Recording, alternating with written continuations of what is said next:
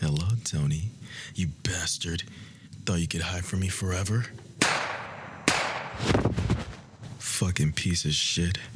No one steals from my family lives to tell the story. Boys, take anything you think is worth some money in this house. You see something valuable? Grab it. And whoever finds my mama's jewels that this piece of shit stole will be in my favor. Now go. I'll search his basement. Ugh, locked. I don't have time for this. I'll just kick it down. Fuck. Such a filthy place. I don't think he put the jewels here, but you never know. Better look around anyway.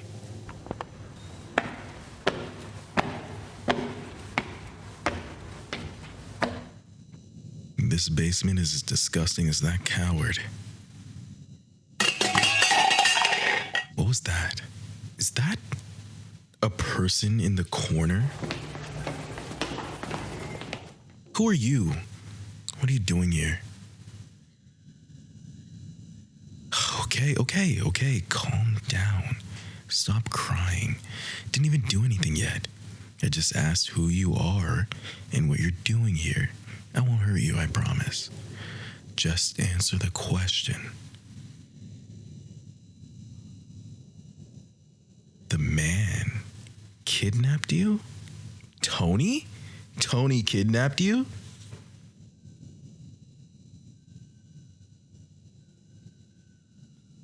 Oh, yeah, that's him. The description matches. Okay. Why did he kidnap you?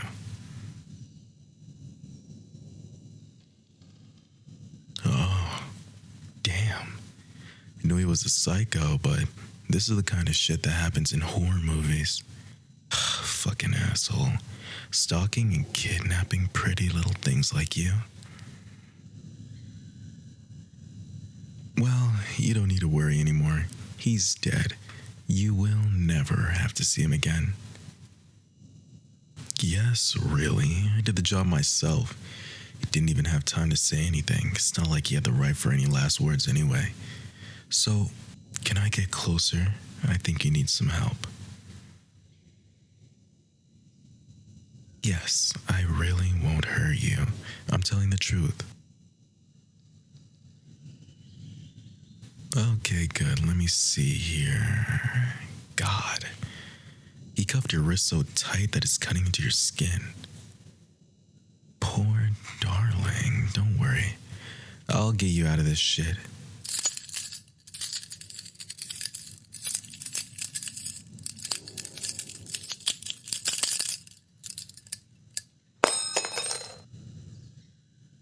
How'd I do that? It's a secret. Your wrists are pretty bad, but let me see the rest of you. Damn, what did that bastard do to you? I've seen some shit in my life, but even I want to look away from you. No offense. Of course it hurts. I'm impressed you're alive still. Honestly, you're pretty tough, darling. Of course I won't leave you here. Then you really would die. I'll take you with me to my house. The family doctor can take a look at you. Listen, I know you don't know me or trust me after what you went through. You shouldn't trust anyone, but I really do want to help you. Besides, if I leave you here, what will you do? You're clearly starved, weak, and hurt. I bet you can't walk either. Your right leg looks weird. Is it broken? Don't tell me Tony did this. After you tried to run away, huh? I should have shot him in the leg before shooting his head, so he could have gotten a taste of what it feels like. No worries. It's gonna be okay. We can fix this. I can fix this. I promise. You're gonna be all good.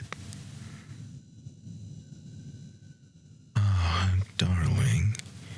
And why are you crying now? Such a pretty face full of tears. That's a sin, you know. You're just glad? Well, I'm glad I found you, even if it's in these circumstances.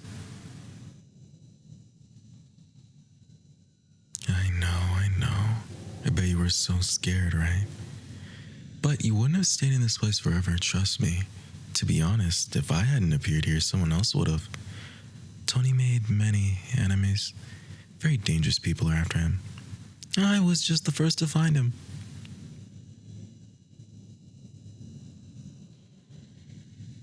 If I'm dangerous too, well, I won't lie to you, I am pretty dangerous. In my line of work, you have to be dangerous, or you'll die. But what you really want to know is if I represent danger to you, right? And the answer is no. As long as what you told me is true and you just let me help you and behave for me, I have no reason to do anything bad to you. Oh, honey, you don't need to know my line of work. Seriously. You have a regular life to return to, so the less you know, the better. Curiosity killed the cat. Did you know that? Oh, no, don't make that face. I was just kidding. It wasn't a threat, I swear. Don't cry, okay? Here, let me clean your tears. Gosh, the poor thing is so scared. All right, there you go.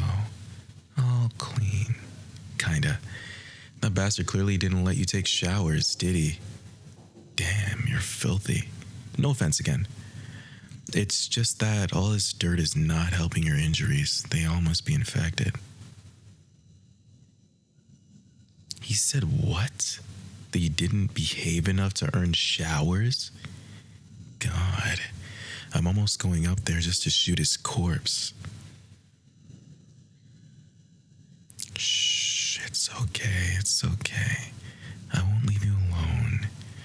It was just another bad joke. There's no way I'm leaving this place without you, dear, so don't worry, alright? Good, darling. Oh? Thank God.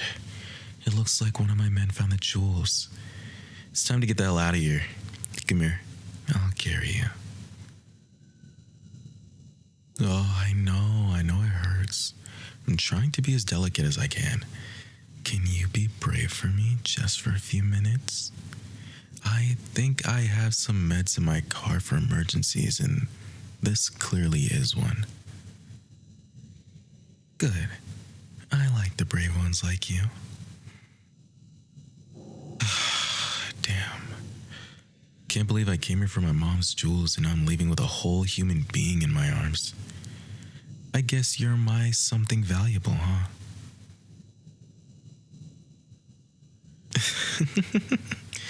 That doesn't mean anything, love. I'm just being silly. You're gonna see it more times. I act silly a lot in front of cute little things like you. Now, close your eyes for me, You've been in the dark for too long and the light out there will hurt your eyes. Don't worry though. It'll only be for a moment and I will be with you the whole time. Yeah, of course I promise you. Let's go.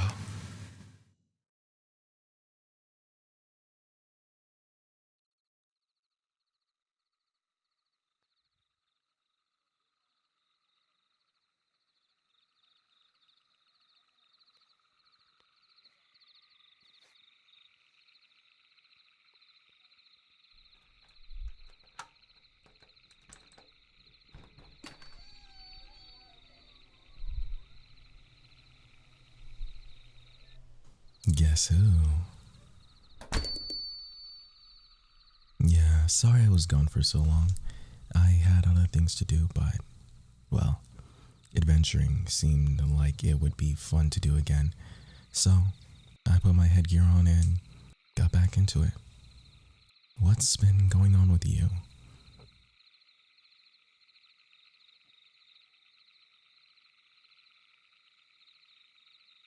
Ah, yeah, I see.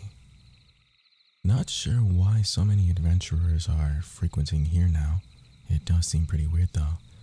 Like any new beast or rogues come this way. Good, good.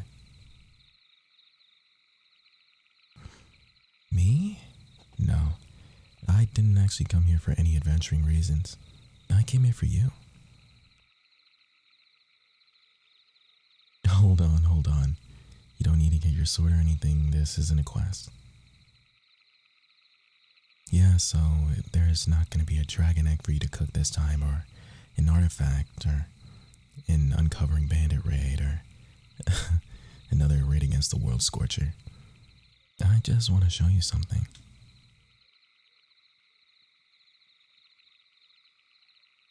Just follow me. That's all you have to do. No combat, no danger, no nothing. Doesn't sound too hard, does it? That's the spirit. Alright, let's go then. Just take whatever you want and follow me.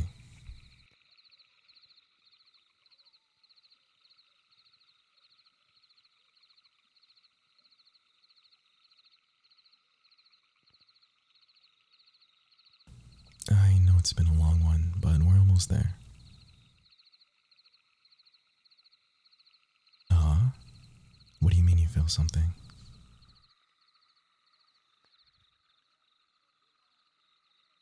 No. You're supposed to be here. Don't let any voice in your head tell you that you're not. Just keep following me.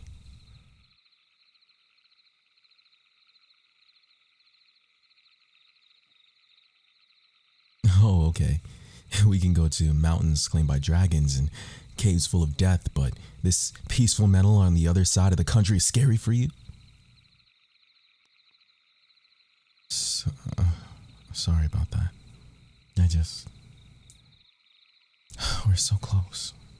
Don't worry about feeling like you're too far from where you're supposed to be, or whatever. You've spent your whole life in that village. Don't you want to see what's so far outside of it? Where all the adventurers who get to do that come from? Well, then it's just up ahead. Come on.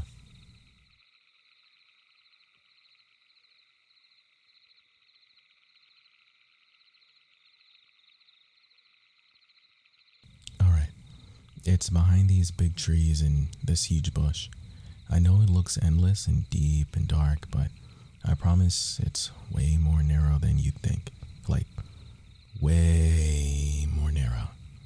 I'll go through first.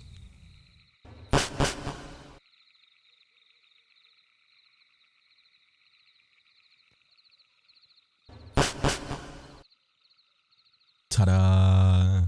Weird, right? Looks like an entire forest, but you just entered and, well, you're here. But don't worry about that. What's important is that you finally arrived. See that large cottage on the top of this hill? That's my home. Yeah, it's really far from the village. I know. But don't worry. I'm not walking that long way every time I come to see you. I have my ways. So, why not come in? We can spend the day with each other.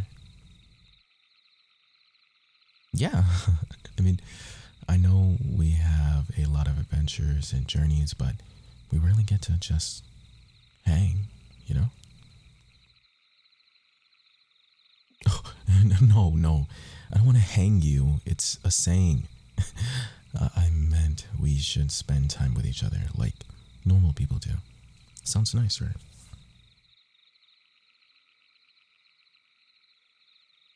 Hold on. I need to check something. It should be in this right spot, but it needs to be exact. And I think it is, but what if? No, they're exact. They're... Oh, the forever flowers? The ones by each side of my door? Don't worry about them. They just look nice. I wanted to make sure they're in just the right spot. Now, come on in. Go on, take a look around. I have stuff from all sorts of quests and dungeons. I bet you've never seen a home quite like mine.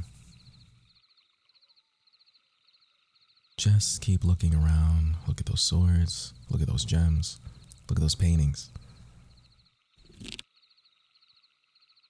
Yes, you do hear a bow. And yes, I am going to shoot you with it. Sorry. And see you around, hopefully.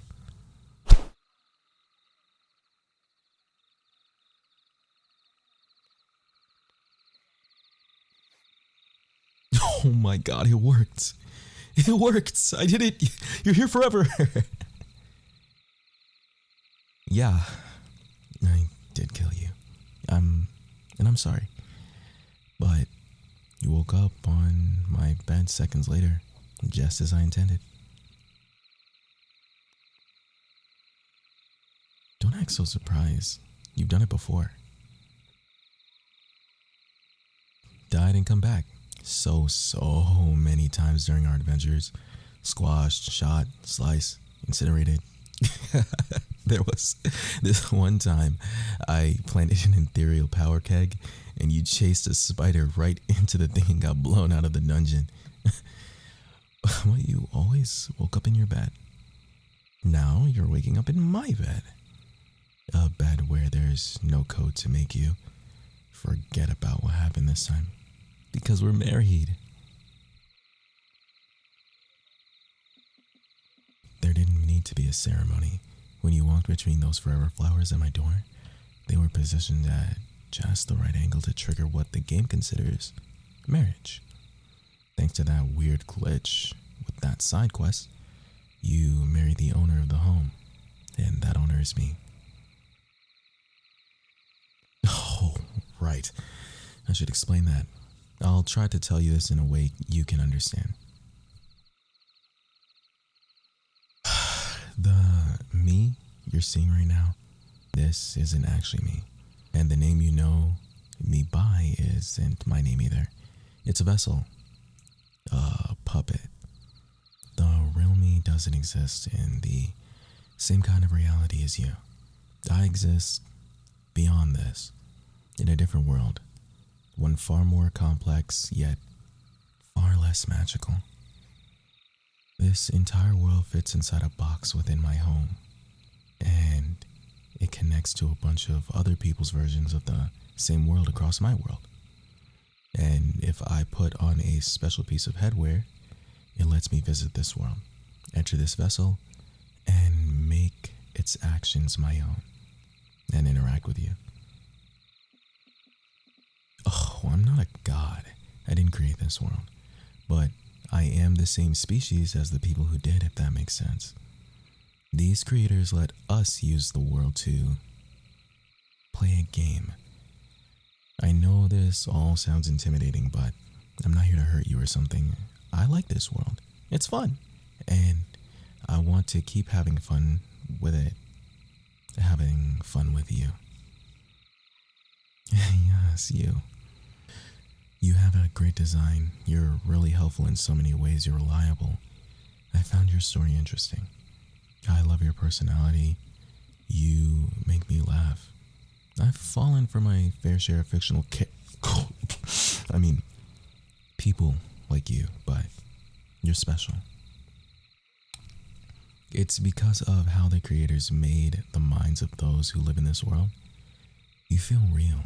You react. I can hardly tell the difference between talking to you and talking to someone from my world. It's great. I love it. Even if you're not important in the grand scheme of things, you're still fun to play with. You're entertaining. You're interesting. I love the way you cook and the equipment I can buy from you. And since you're so obscure, I get you all to myself. Believe me, you do not want to be popular. So many people go after Prince Etherean or the priestess of the Fire Rose that you're called boring if you think they're hot. And then you get adventurer after adventurer pushing and pulling you around. Of course, there's a downside, and that's why you're here. The creators I mentioned are going to change this world soon. They want a new evil for us to fight. And because your village is expendable to them, they're going to have it emerge right there. That means erasing everything from existence, including you. Yes, you'd die. Forever this time. It would be as if you never existed in the first place. They've done things like this before, and it's always the same excuse. It's just a small village. We'll repurpose the storylines and give them to new NPCs in a different village. But I don't want to repurpose you. I want you. So, I did some reading and found that if someone is attached to a player, it can't be deleted at all. And now, that includes you. We can finally be together forever. Or at least during certain periods of the day. I still have a life outside of here, but I think it shouldn't be that long from your perspective. I know the time between here and outside is... Never mind. Point is, we're a couple now. Isn't that great? You aren't attached to the village or the shop anymore. You can live life with me as an adventurer. You can see the world as I see the world. It's a playground where you can do anything.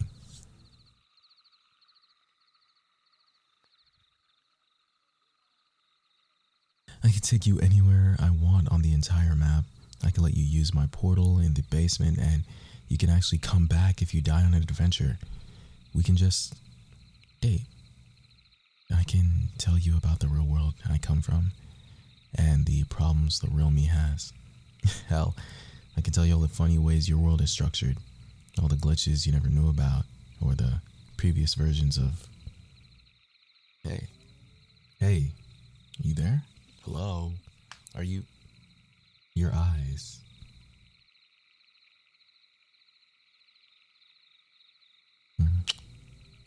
There. Did you feel that?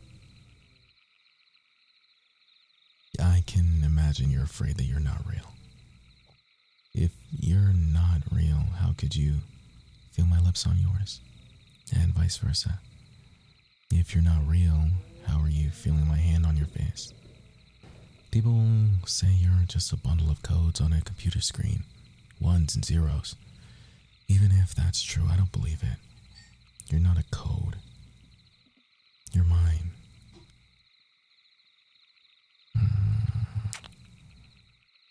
Isn't this nice? We can finally start being honest with each other. We still have a few days, or a couple of weeks in this world's time, to clean out your shop. We can start all over. The whole reason I visited this world was that I wanted a better life, and that's a life you'll have now. So stop worrying and enjoy being in this bed with me. It means you're alive, and you're going to be alive forever. With me. I've been enjoying this game for so long, it's time for you to enjoy it too.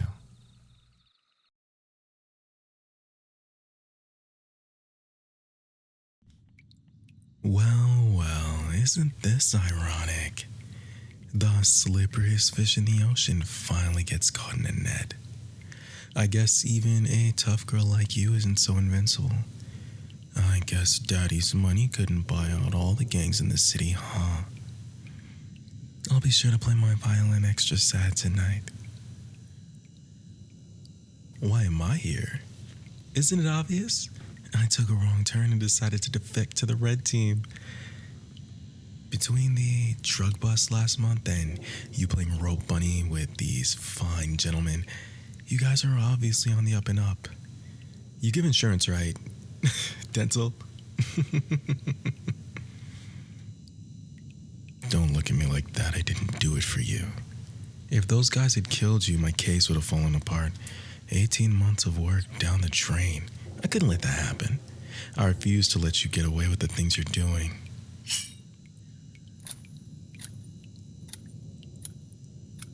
No, you don't owe me a thank you. I don't want it, and I know you wouldn't give it either.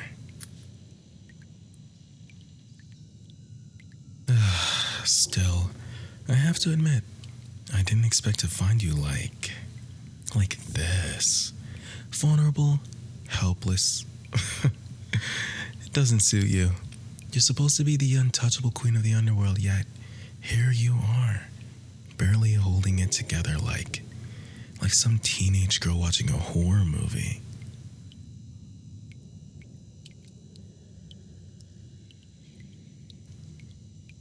You know, I don't get you. I've spent so much time trying to figure you out. Every move, every decision, every crime, and yet I never could. You're like a puzzle with missing pieces. The money trails, the links to foreign governments, the politicians on payroll. I know it's all happening, but we still just haven't pinned you. Yet. Don't get too cocky. You know the time runs out quicker for people in your world than people in mine, don't you? That what you're doing is essentially a death sentence. So what is it then? What drives someone like you? Is it power, revenge, or is it just a life you've always known? Maybe it doesn't matter. Because it could be all of those things and none of those things. The people you're responsible for killing, yes, allegedly, will still all be dead. Maybe what matters most is what happens next. Call me crazy, but I don't think a girl like you deserves to die. For better or worse, I'm a man who believes in second chances, even for criminals. Look, I get it. You probably don't trust me, why would you? I'm the guy who's been hunting you down. But tonight, I'm not your enemy. These guys, Lodovicos, they were looking for some associates of yours. Just happened upon you at the right moment by accident. And the ones nigh here will catch on soon that their friends aren't picking up the phones. I suggest you come with me. I've got a real cozy cell just for you. Princess treatment.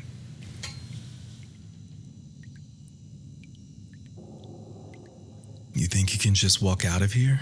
Like I'll let that... You think it scares me that you know my father's name? Just try and come for the old man. He raised me himself and throws a hell of a right. And if you touch a hair on his head, I swear I'll... Oh, wait. You're better than this. I know you are. I've seen it. I have. I know you have some humanity in you. In the way you protect your people, the way you navigate this world with such precision. You've got this darkness in you. Something I can't ignore, but you're more than that. I told you before, I believe in second chances, right? Well, I'm giving you a chance, a way out. You don't have to keep living like this, always looking over your shoulder, always waiting for the next betrayal, the next assassination attempt, the next drug bust. It must be exhausting, living the way you do. Come with me. I'll help you. But if you're gonna throw this chance away, then fine. Go back to your empire. Your power games, your endless wars. Just know this. Next time, I might not be there to save you.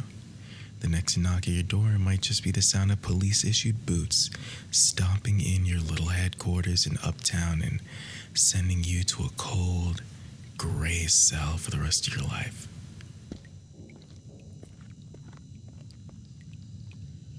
You don't have to decide now, but think about it. There's a life waiting for you outside of this mess. A real one. And if you ever decide you want it, you know where to find me.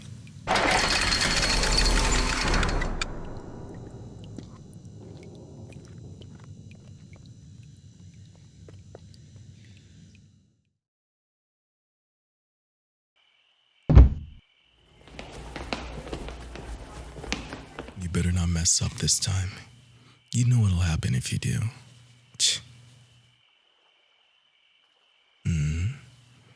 You finally waking up? Welcome back to the land of the living, love. Oh, you're at my place.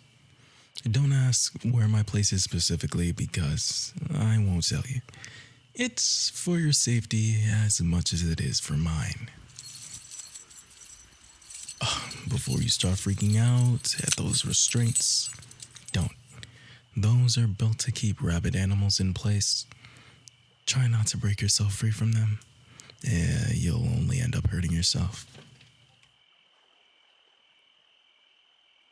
You really don't know why you're here, love? Though, given how we found you, that's no surprise. That boyfriend of yours, he sold you to us, the mafia, to pay off that debt of his. When my men came to shake him down for money, they found you passed out on the couch in his apartment with a note stuck to you about you being the collateral. They guessed he probably put something in your drink. I'm not surprised you don't believe me. Sounds like something out of a bad movie, right, love? Unfortunately for you, things only pop up in movies because there's some truth to them in reality. Your boyfriend is a real nasty piece of work. But I'm not in the mood to drag this out. Here, it's the note he left stapled to your clothes. You should recognize the handwriting.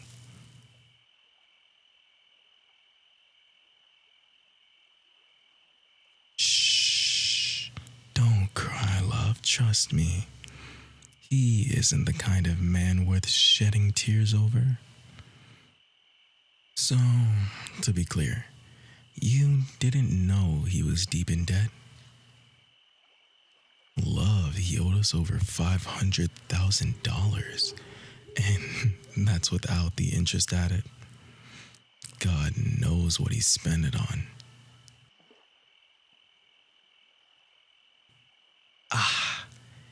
I'm afraid I can't do that for you, love. As bad as I feel for you, I'm in a tight spot. My men are out there looking for him, so I don't plan on keeping you around. But the debt still needs to be repaid. And whether either of us likes it or not, you're now part of the solution. Whoa, whoa, whoa, calm down. I'm not gonna do anything drastic like that. All I meant was that I need you to do some work for me until that boyfriend of yours can come to sort that debt of his. Not any shady kind of work. Relax. You never signed any of the paperwork, so you aren't technically involved in the debt, and the monetary worth of a person is difficult to calculate. What I'm saying is, I'm not in a rush to ruin your life. Believe it or not, you're not the first person to try to be made collateral. Human beings can really be despicable. Not that I'm in any position to say anything. What am I gonna have you do then? Typically, I'd have you running around doing errands and passing messages to other members of the mafia. But lucky for you, there happens to be an opening as my secretary. Opened up quite recently, actually. Let's just say the last person in the position pushed my patience a bit too thin. But an upstanding, law-abiding citizen like yourself isn't going to give me those issues. Isn't that right, love? Good to hear.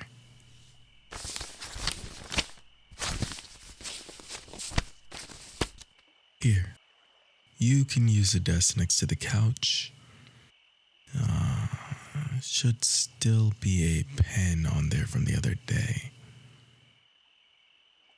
I know it isn't nice, but debt paperwork pretty much all I've got for you that I can give you right now.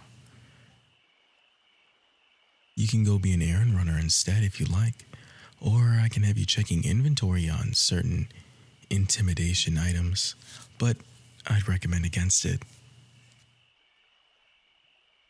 If it's any constellation, that ex of yours will be doing a lot more grueling work.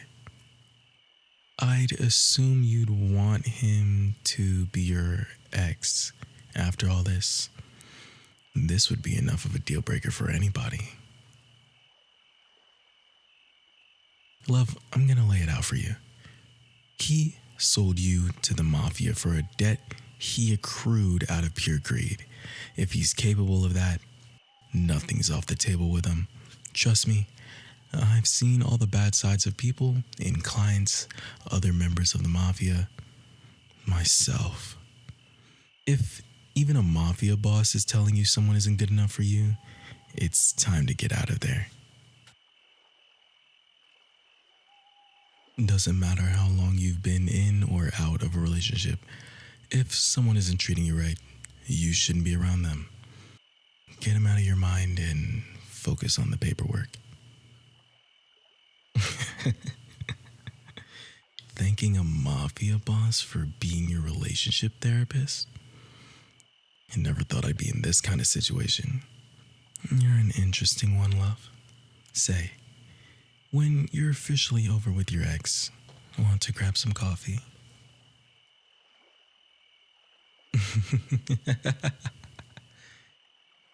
Don't have to get yourself in such a state, love. I'm not gonna go crazy if you say no.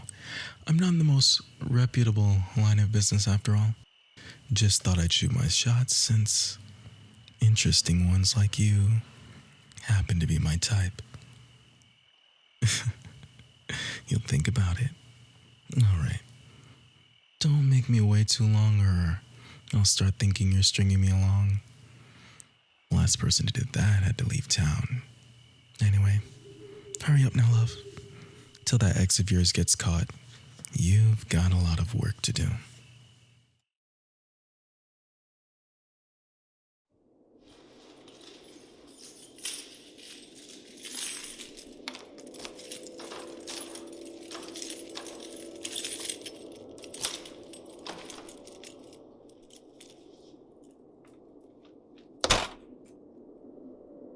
I'm home! I finished up some errands early and thought I'd surprise you. Honey, it's me. I know you probably weren't expecting me to come home so early, but it's our anniversary after all. I thought we could spend the day together. I even brought you a little something. Honey? Oh, are you in our room? Are you busy? Are you upset about something? Why are you ignoring me? Whatever I did, I'll make up for it. I promise you won't be disappointed with the gift I got for you. What? What are you doing? Why are you packing your clothes? Are you going somewhere? Speak up, honey. You know I can't understand when you mutter. Leaving me? To go where exactly? Your parents live out of town and your friends don't speak to you anymore, remember? You're welcome for that, by the way. A new friend's house. Let me guess. It's that man you've been seeing from work, right? Real handsome. Brings you coffee from your favorite shop in the morning. Gives you compliments so he can see those cheeks flush all red like a little teenager. Oh, and let's not forget those nights you said you had to work late when really you were spending dinner with him and going to hotel rooms while I'm here with a warm meal waiting for you, waiting by the door like a dog. Is that not good enough for you? Am I not good enough? Oh, I've known about you two for a long time. You're not the greatest at sneaking around, honey. Stalking you, following you, witnessing your infidelity firsthand, whatever you want to call it. Yes, I saw everything. I went through your phone too while you slept. I started seeing that smile when you would get a text from him. I asked about it once, remember? You assured me, oh, he's just a friend, stop worrying. But look at how that turned out. Look at the idiot you made out of me.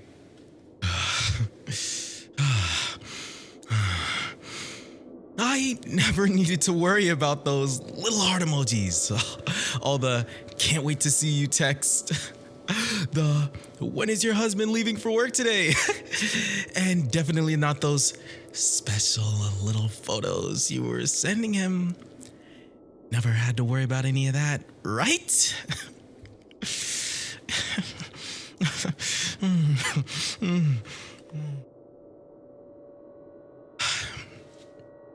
Just tell me why, honey. Why did you have to go and make such a mess of things? What did I do to deserve you cheating on me? Was I that awful? I am not crazy. Sure, I would get angry from time to time. And maybe I stabbed a fork into that waiter's hand for smiling at you on your birthday. Okay, that's my beat. And made you quit your old job because I may or may not have threatened your boss for overworking you and keeping you away from me. But I won't apologize for any of it. And I certainly won't apologize for what happened with your friends either. They were nothing. They were never your friends. Not with how they were treating you. That one bitch got what was coming to her. She was lucky the only thing that broke was her leg when I hit her with my car. If I truly had it my way, her spine would have been snapped in half. But everything I did, all of it was for you. I love you. I never once hurt you, did I? I made you feel safe. I protected you from everyone and trusted you when you told me that man was just a friend. But look where that got me.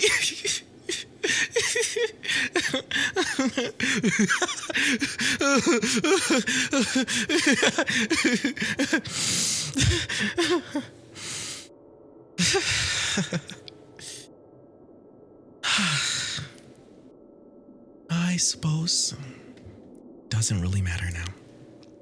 It's over. He can't have you. He won't have you.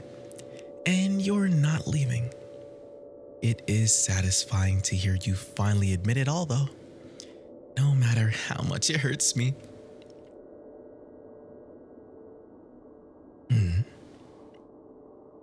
You may not have heard me earlier with your pathetic attempt at packing and all, but I got an anniversary present for you. Care to open it? That's okay. I'll open it for you.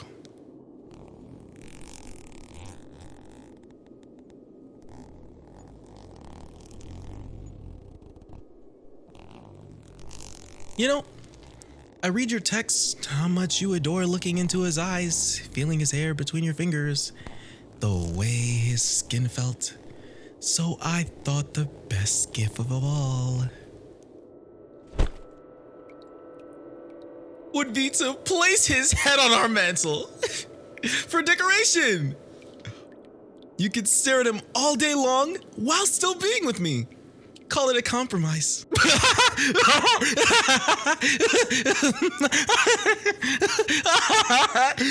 How considerate it'd be, right? I did good. Now we're both happy.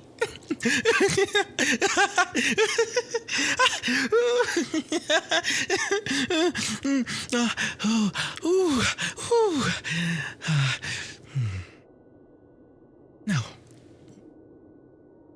Come here, honey. We can still go on a nice date for our anniversary. Maybe we'll try that restaurant you always went to with him. And then the bar you went to after work. Rent a hotel, maybe. Do it over again. Start over. Replace those memories of him with me. I'm there instead. I'm there with you. Sim from existence. Erase him. What? Hey!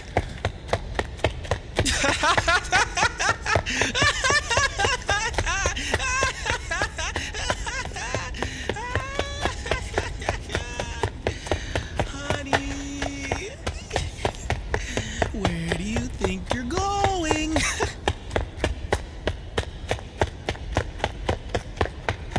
I told you you're not leaving.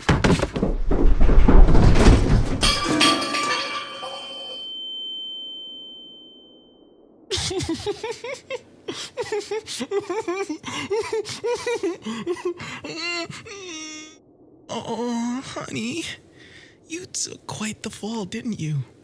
Look at you, you're bleeding. Could have cracked your pretty little skull open and died on me. Then I'd have two heads to put on my mantle.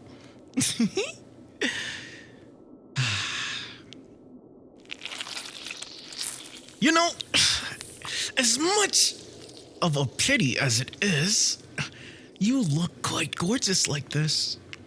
Red has always looked delicious on you. I can now see why you were in that little red outfit for him. Trying to escape was a good effort, but wasted, I'm afraid.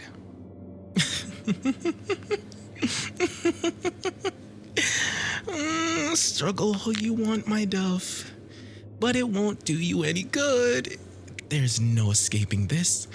No escaping me. You made a promise to always love me, remember? So I won't let you break that promise. But I'll always take care of you like I always do. I'll clip your wings and keep you locked in this cage, but you'll be safe. That's how it's meant to be.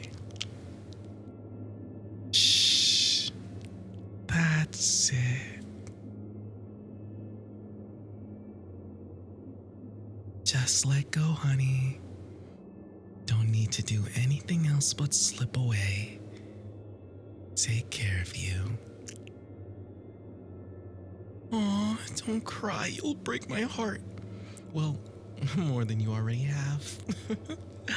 It's okay. I'll be here when you wake up. We'll start the day over.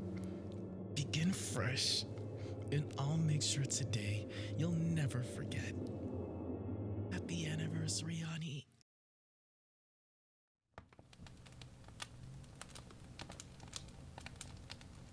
Good evening, everyone. Or morning, or afternoon, or whatever time of day it is where you're at. Thank you for coming by to my stream, guys. Well, I say guys, but the plural doesn't really work here because, well, I'm sure you can see there needs to be more than one of you for me to say guys. Yeah, hey, thanks for coming again. Honestly, at this point, if I got a second viewer, I would automatically assume it's a bot or that you made an alt account or have the stream open in multiple browsers or something. No one else ever comes here. Yeah, I mean, I'm going to give it to you straight. I did not exactly have high expectations when I became a VTuber. I mean, obviously, I knew from the start that I'm not going to become the next Kizuna AI or anything, but I wasn't even expecting to get 100 viewers on my stream. Not in my lifetime, anyway. But I was still thinking maybe several tens was a realistic goal. Yeah, you can see how that turned out. It looks like one was the only realistic goal for me. I mean, okay, clearly for every successful VTuber, there's way more failures that you don't really notice. But even with that in mind, my lack of popularity is astounding.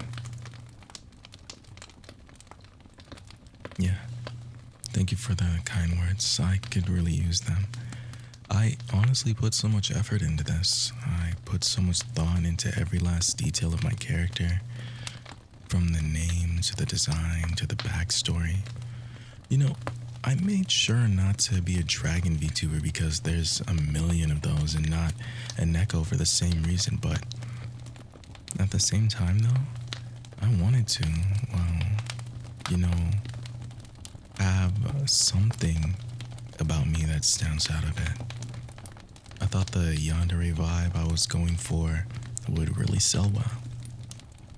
Now, okay, maybe yandere VTubers aren't the most original thing, but doing them well is, well, guess I'm not original then.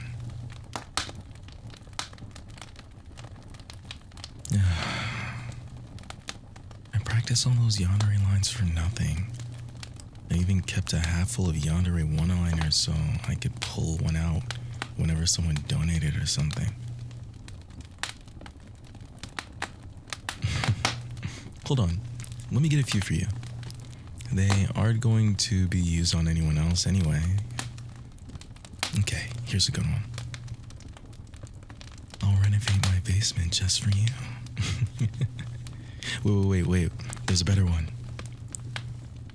You're so good to me, viewer. I wish I had enough rope for all of you.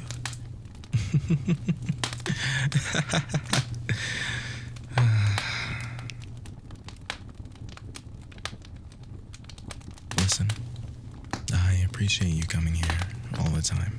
Seriously. It means a lot to me, but, you know, I don't want to make you waste your time just so you can try to make me feel better. You don't have to pretend to actually be interested in my garbage stream just so you can give me the satisfaction of having a non-zero number of viewers. What I'm saying is, I know you must have so many other better things to do. Really, I do. Thank God you have a webcam. Maybe I should just stop trying with this whole VTuber thing. If I was going to gain any traction, I would have gained it by now. Really? You want me to go on? Well, at this point, I don't feel like I'm even really a VTuber. I feel like you have to have fans to count. Yeah, that's true. That just means you won't have to share me with anyone else. I can really understand that sort of mindset, and I thought I was the yandere. Looks like you've got a little in you too, huh? That's honestly great. You're honestly great. You're always such a big help, like when you told me my model's eyes are too big and low on my face, and so I changed it. You made me look great. Great too. You know? You've been so good to me. Is there anything I could do for you? Anything at all? Oh, you want me to do a question and answer session? That sounds like a nice idea. Usually every streamer will do one at a certain subscriber milestone, but well, you know, you're my only subscriber, so I never really had the chance, but I don't know, I'm not really that interesting. It might be a bit boring for you. Oh, I know what could make it more engaging for you. What if it was two-way? You ask me a question, then I ask you a question. It's kind of a unique opportunity to see how close-knit this stream is with it being only the two of us. I'm sure a bigger streamer wouldn't be able to give such unique attention to their audience. So what do you say? Although it might be a bit redundant, because I already know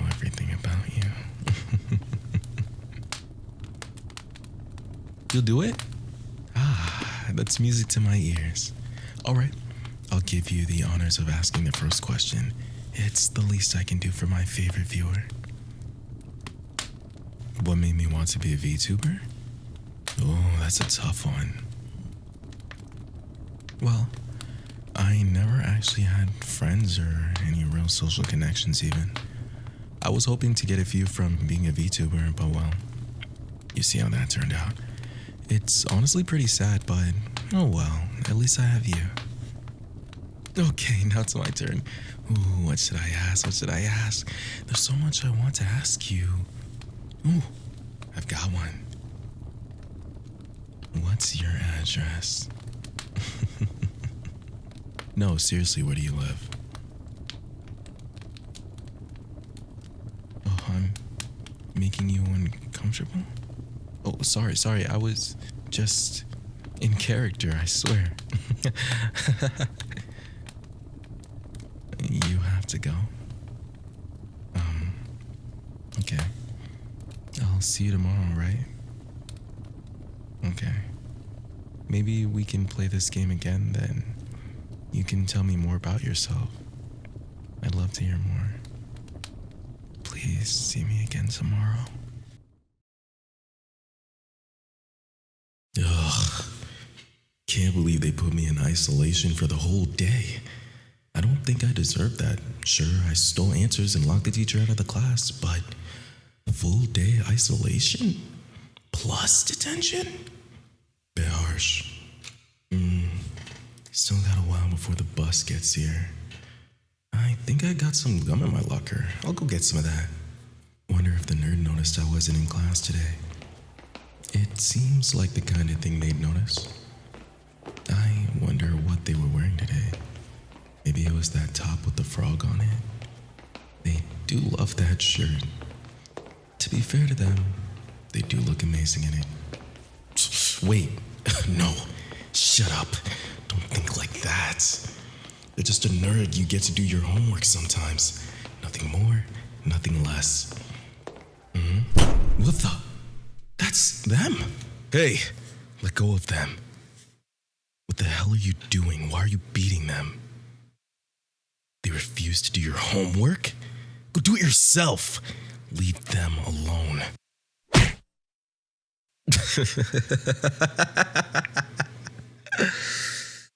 Okay, fine. You want to play dirty? I'll play dirty.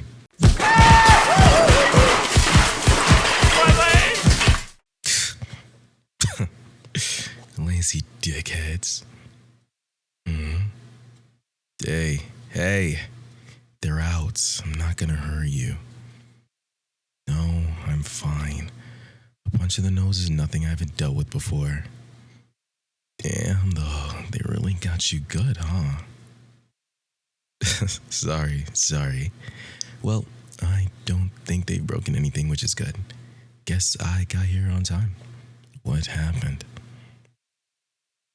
Well, yeah, I could tell they beat you up. Thanks for that, Einstein. Why did they beat you up? Surely you just refusing to do their work wouldn't provoke a response to this. Violent. You don't know. Okay, fine. Let's just focus on getting you patched up. Why am I being nice to you? Because I'm not that much of an ass. Don't get used to it. I don't care what you think of me. Just let me help you. Up. Yeah, I'm carrying you, so what? Where are we going? To my locker. I don't think the nurse is here this late, and I have some stuff in my locker that could help. Here, take this tissue, wipe your lip. Don't want blood on my shirt. No, just sit here. Let me see what I've got. Down you go. Here, take this. Band-aids for the cuts that are bleeding worse. Did you even try to defend yourself? Sure doesn't look like it. What, did you hit him with your your glasses? You should take some self-defense classes. Can't have this happening every time I'm not around. Where was I today? I had all day isolation and detention, which is why I was here after hours. Why were you here so late anyway? You were tutoring someone. Tch, only you this would happen to. You're lucky I came when I did. That guy would have beaten you to a pulp. Lift your arm. I'm gonna bandage it, obviously. Do you want it to get infected? Didn't think so. Will you stop moving? It makes it hard to wrap your arm when you keep twitching. There. Are you okay? No shit, Sherlock. I know you aren't okay physically. I meant mentally. Scared? Yeah, I thought so. That's to be expected. You should go home. Here, take your bag. Come on. What am I doing? I'm walking you home, duh.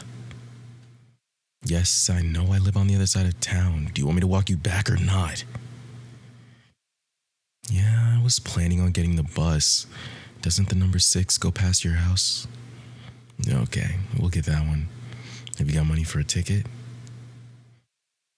I guess I'm paying. You owe me for this. I don't know. I'll decide later. You should take the day off tomorrow. I'll sort him out. He won't touch you again. He won't touch anything when I'm done with him. No, I didn't say anything. Come on, the bus leaves soon.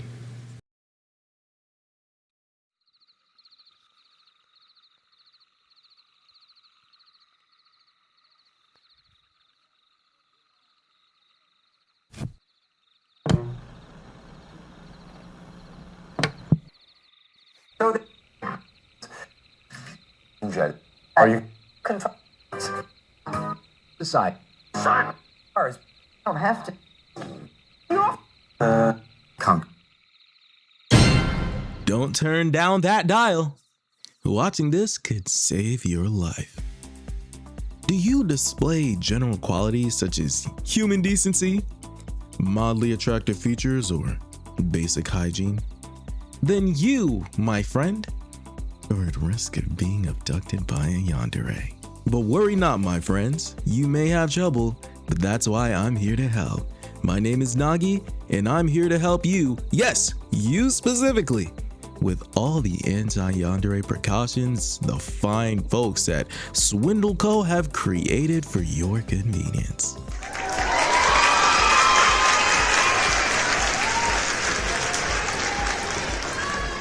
And now, here to help me discuss these life-changing products, we have an actual yandere in the studio. Now, say hello to my friend helping me out as part of their parole agreement. Thank you. I'm so happy to be here. You really clean up unlike the janitors at the prison. I'm sure we do. So, tell us more about what a yandere is for our lovely audience. Sure thing. Yandere is a Japanese term for obsessive stalker who love their darling just so much. They'll do anything to be with them.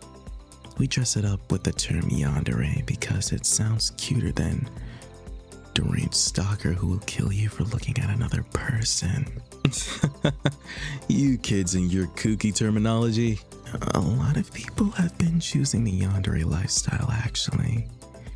The Kidnap Your Darling challenge has been going viral on social media, and in an age where dating prospects are shrinking, more people are looking to kidnap than ever. True! Did you know a specific study in the time confirms 7 out of 10 people under the age of 30 are likely to try and kidnap their crush? It's true!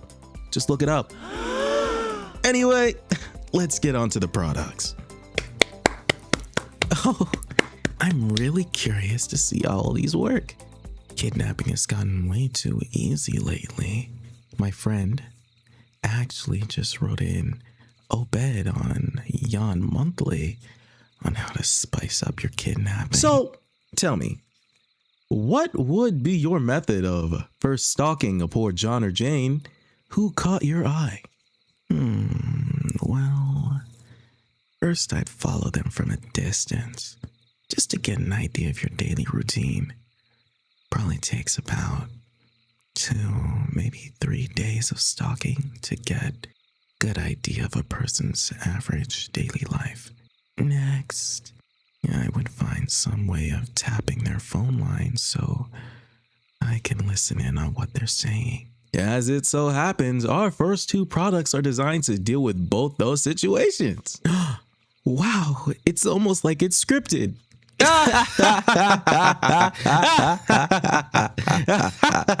For those of you who are dealing with an in-person stalker, I would recommend the new, totally legitimate Swindle Co. Spot Jacket. This amazing piece of technology uses crystals and Bluetooth technology to help you blend into your surrounding. 1 minute you're there, the next, you're gone. No way. I can't believe it. My darling just totally vanished from my sight. And for the phone lines, don't worry. By connecting to our Swindle Co. data center, any calls you make will be transferred to us, blocking out the signals of your Yandere's tracking device. Share all your sensitive banking information and advertiser relevant interests in peace. Oh, the humanity. There's nothing I can do.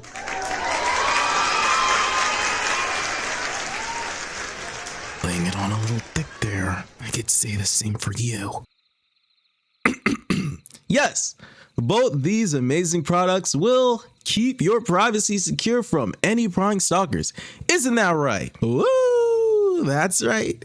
And how much are these first 2 products? Great question. Our special Spy Jacket comes in 4 sizes: small, medium, large, and extra large.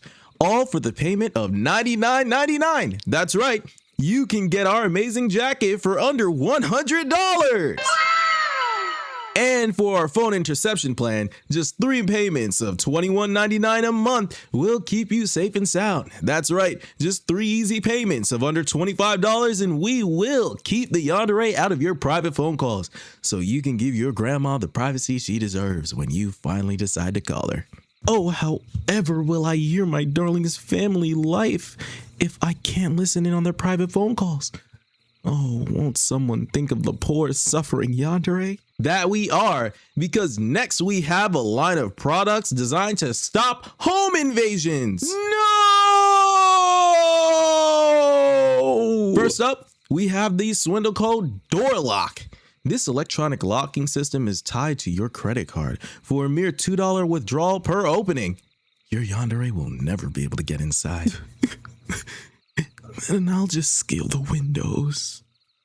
My darling won't expect that. That's where we come in with the Swindle Co. branded window lock.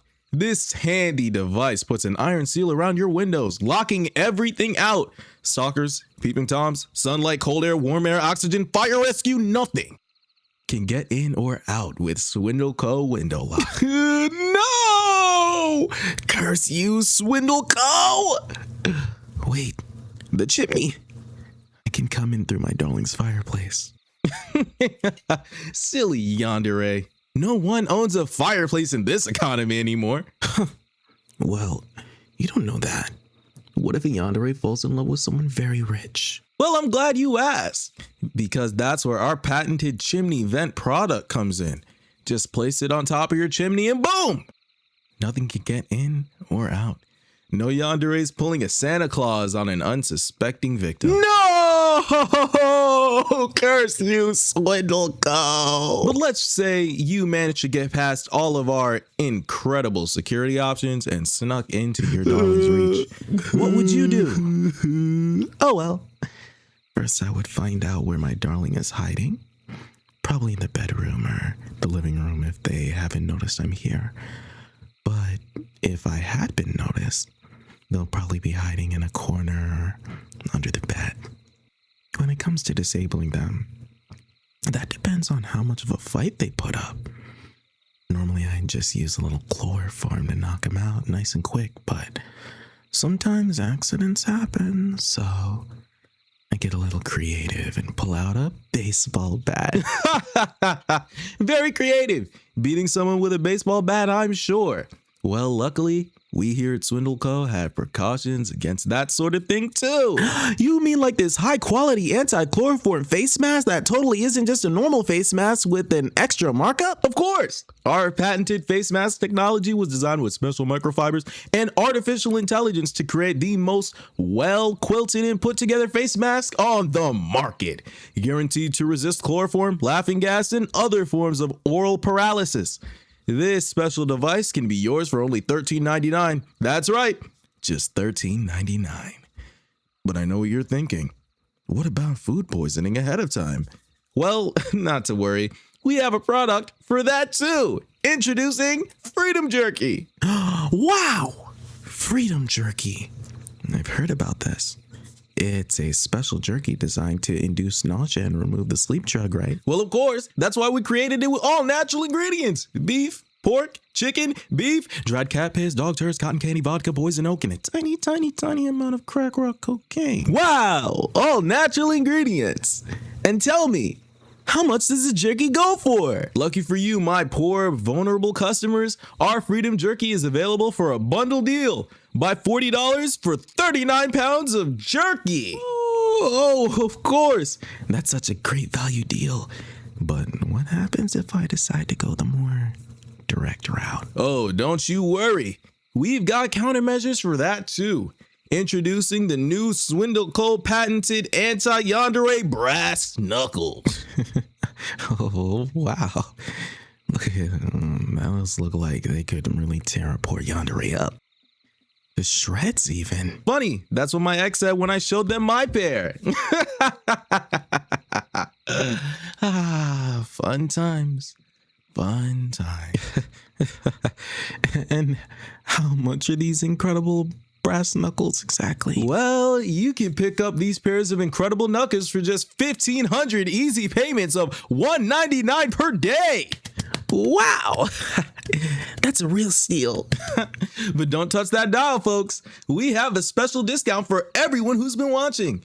You can grab all these amazing products for a bundle price of $3,000. Right now, guarantee your safety from the yandere invasion with $3,000.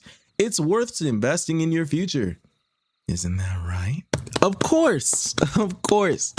You really can't convince a yandere to stop once they start. I'm gonna go kidnap my darling again after this segment. Parole be damned. Delightful, aren't they, folks?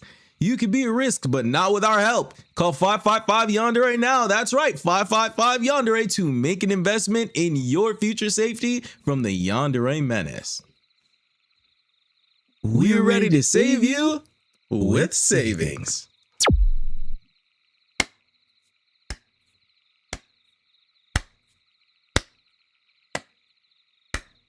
That was so much fun. I think I did a great job. What about you?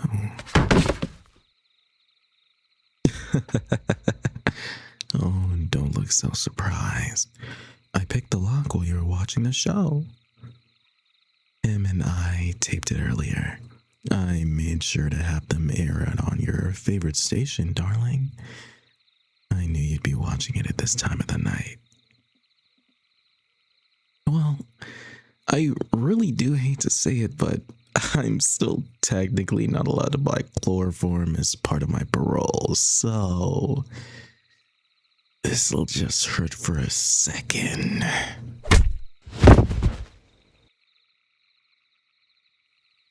Ooh, you're a lot lighter than last time. I suppose working out at the prison gym did give me a few muscles. Such a shame. If you'd invested in some of those products, you might have stopped me. But you didn't.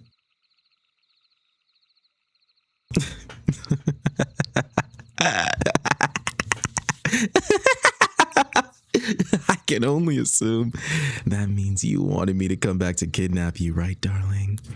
Well, don't worry. I'm here to grant you your wish. I have a nice cabin in the wood provided by the fine folks at Swindle Co. We'll be together forever and ever and ever and ever and ever and ever. And thanks for listening. If you like this video, be sure to give it a like and share, and make sure to hype it. Maybe subscribe. I couldn't have done this without my amazing partner. They really added a lot to this performance. Over on the side, you should see some more audios from me, but give them a watch too. They deserve it. This has been Nagi, signing off. Good night and good luck.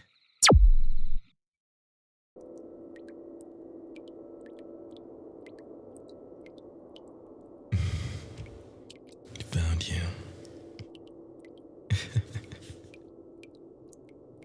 Finally found you.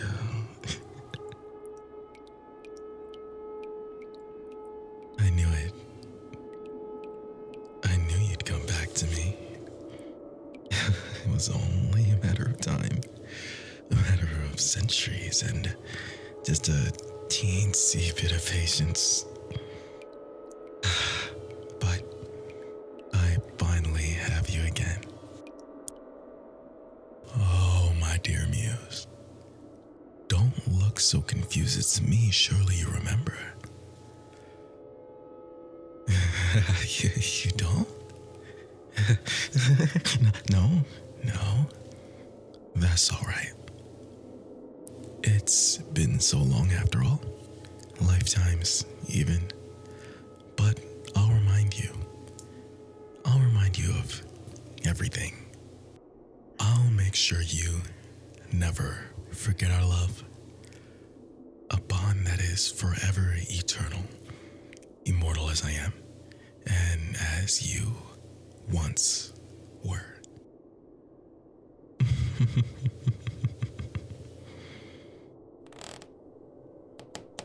Your eyes, they haven't changed a bit. Still just as bright, just as kind. And your voice, your laughter that I adore so much. I've dreamt of it every night since you fell from my arms. It's been so lonely since then. Since that night. The one where you thought you could leave me alone. You don't know what it's like to be apart for so long. To search for you again and again. Know how lonely I've been these past centuries. Forced to endure eternal loneliness because of you. But I can never blame you for that. Could never hate you for your own kindness to someone like me. My beloved muse, how I've missed you so. But now you're here. You're safe with me, in my arms, and I'll never let you go again. Together, just like we always should have been. You're so perfect, just like you've always been and always were. My beloved muse, mine, all mine.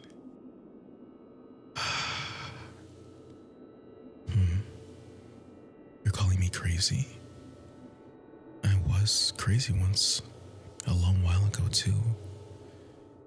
It seems even being immortal doesn't prevent your mind from breaking.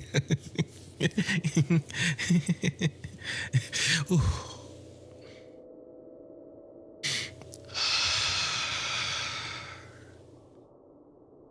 You made a promise to me, you know. You promised that we'd find each other again. You swore no matter how many lives, no matter how many faces you wore, the tongues you spoke, no matter how much time passed, you swore you'd wait for me. That's all right. It's fine because it's you. After all, maybe you just need a little push, a gentle nudge to jog that memory of yours. You'll remember soon enough. You'll remember us, won't you? Please, please, please. I can't be alone again. Even if you're here with me physically, you still aren't here. I need you. I can only live with you. Please don't do me any more than you already have. My muse. My beloved muse. Oh, my darling muse. Oh, won't you love me once more? Hold me in your embrace and whisper sweet nothings into my ear. Sweet dance beneath the stars as we once did. Oh, my dear muse, don't look so nervous. I would never hurt you. Not my beloved muse. But these little forgetful spells of yours, they're nothing to worry about. We'll fix it together, one step at a time, even if I have to wait an eternity, just for you to truly come back to me. So long as you're by my side, that's all I can ask for. Oh, come now. You can't run from me. You don't want to, do you? You don't really want to leave me alone again. I've waited for you so long. Centuries of silence, lifetimes of searching. Every face I've seen, every mortal I've touched, none of them were you. Countless souls I have destroyed in hopes to see you again. Gods who have fallen at my mercy due to the sheer disrespect they laid upon us. Do you know how maddening that is? To look at the world and know that it has moved on without you. Know that the only reason you're even able to see the world is because your beloved decides to sacrifice their own immortality just for you.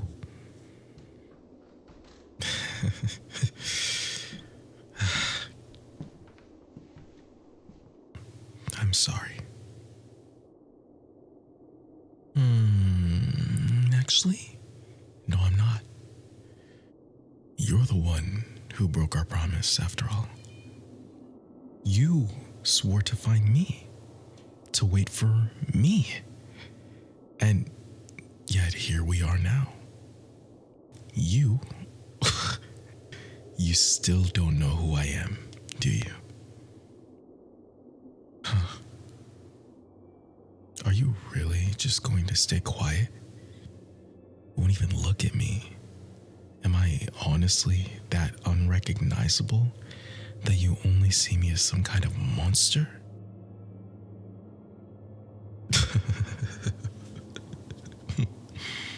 Oh, I see how it is. You're scared. And that's all right, my beloved muse. Fear is natural.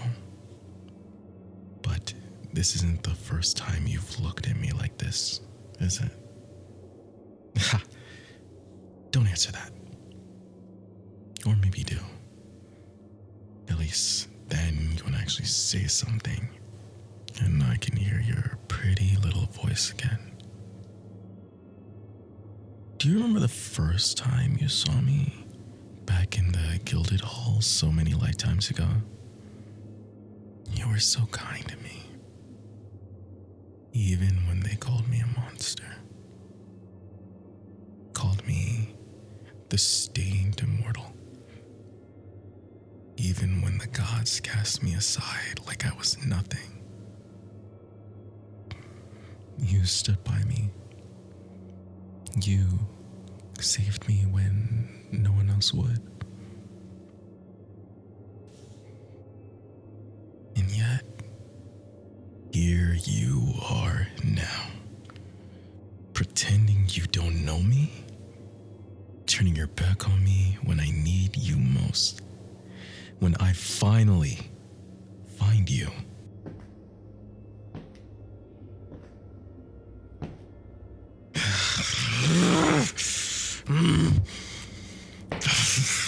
Answer me already!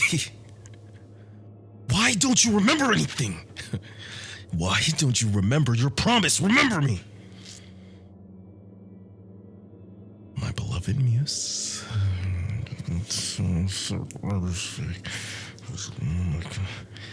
I hate you so much. Surely you had some grudges against me, right? Why else would you curse me like this? Giving your immortality to me as though it was an act of kindness, but really, you just wanted me to suffer eternally. While you reincarnate without a care in the world. That was it, wasn't it? You.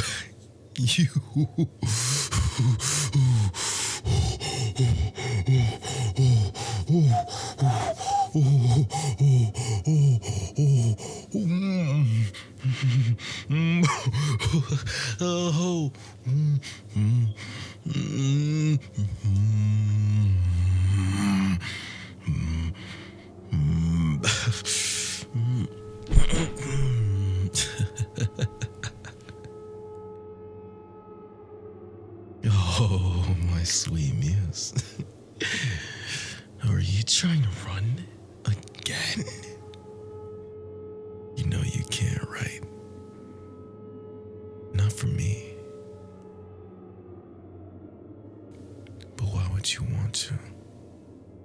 Running from the one you were so desperate to save.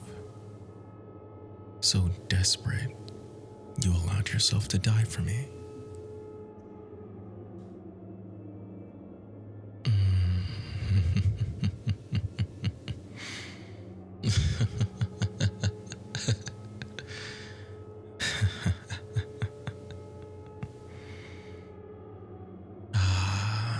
There it is.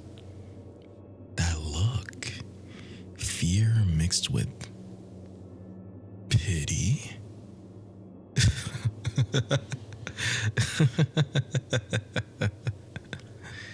Do you think you're clever? Wearing that mask in front of me? Huh? I can see you, my muse.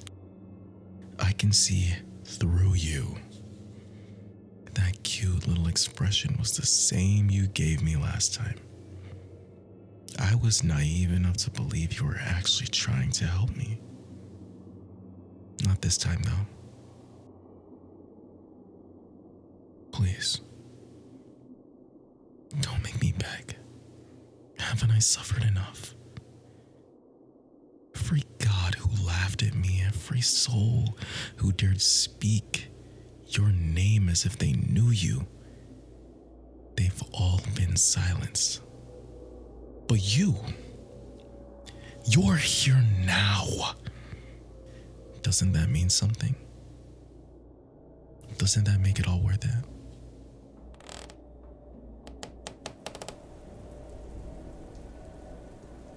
Do you want me to prove it to you? Prove that we're meant to be together.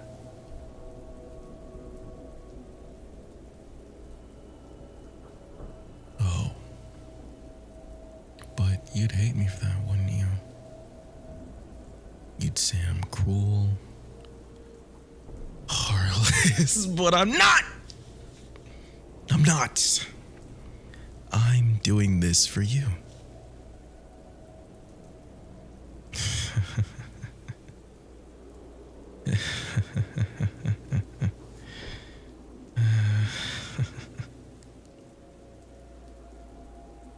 Look at me.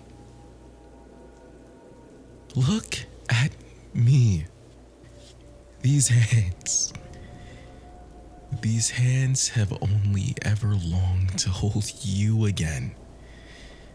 To caress your skin and praise how perfect their beloved muse is. To skim their fingers through your hair as we beg the stars to hear our pleas and desires. Our desires to be together until the end of time. But if they need to, if these hands must remind you, then so be it. Do you see? Do you see what you've done to me? My body. My perfect immortal body. You allowed me to keep. Just breaking under the weight of your absence. This is what eternity without you feels like. It's like I have to force my soul under constant stress. So it will break apart at the seams, but now I couldn't care less. This mess of mine is all your fault. All caused by your own actions of so-called kindness. But it's fine. It's fine. Because you're here now. And you'll remember, won't you? You'll remember that I want to do this for us. For you, my muse. My sweet, beloved muse. You may not remember me, but your heart will, just like mine. See? Isn't it beautiful? Beating in my hands. Proof that some part of me still loves you. Even after you betrayed me. Haha! Put it back. But my beloved muse, my heart holds all my feelings for you. The pleasure and misery that makes me hate and love and hate you again. Oh, don't cry over it. It's nothing compared to the pain of losing you. Again and again. This is just a small price to pay for your love.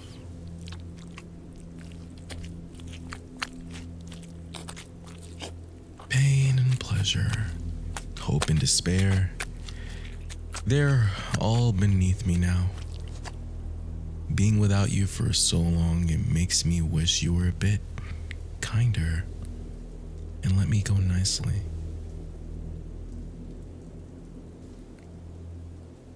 You want me to let go?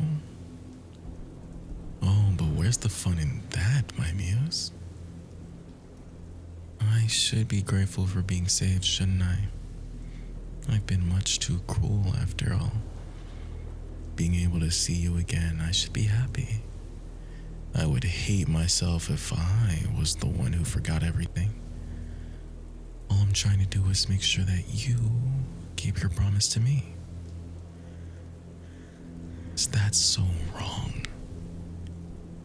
To make sure such a innocent and untainted being such as yourself still abides by their morals. Fine. If you don't want to be compliant like a good little muse and tell me the truth, then I'll make you. Even if I have to carve your memories back into your own heart.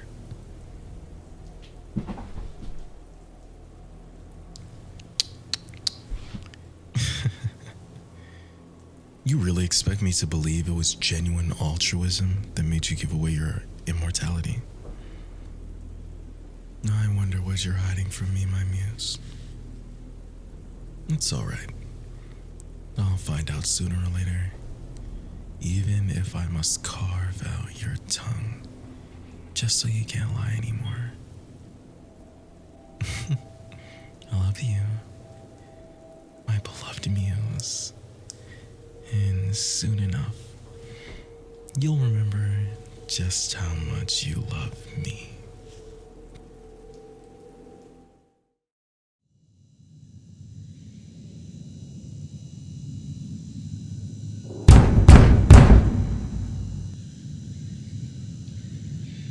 Oh? What is going on here? Are you? How could you do this? How could you betray my trust so thoroughly? Are you torturing the prisoner? Without me?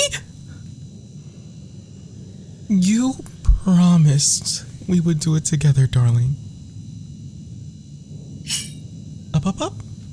Don't you point that knife at me, dear. You know what that does to me. And unfortunately, you can't get out of this one by being so irresistible. Light of my life, blood on my blade. Is something wrong? Well, I just had to wonder. Lately, you've only shown a passing interest in anarchy and world domination. You've hardly touched that new demon summoning tone that I expressly stolen from the conservatory. And look at these glass shards embedded in the torso of our dear guest. It's so messy, so uninspired. And that's your favorite part of the torture. Tell me, has something been ailing you?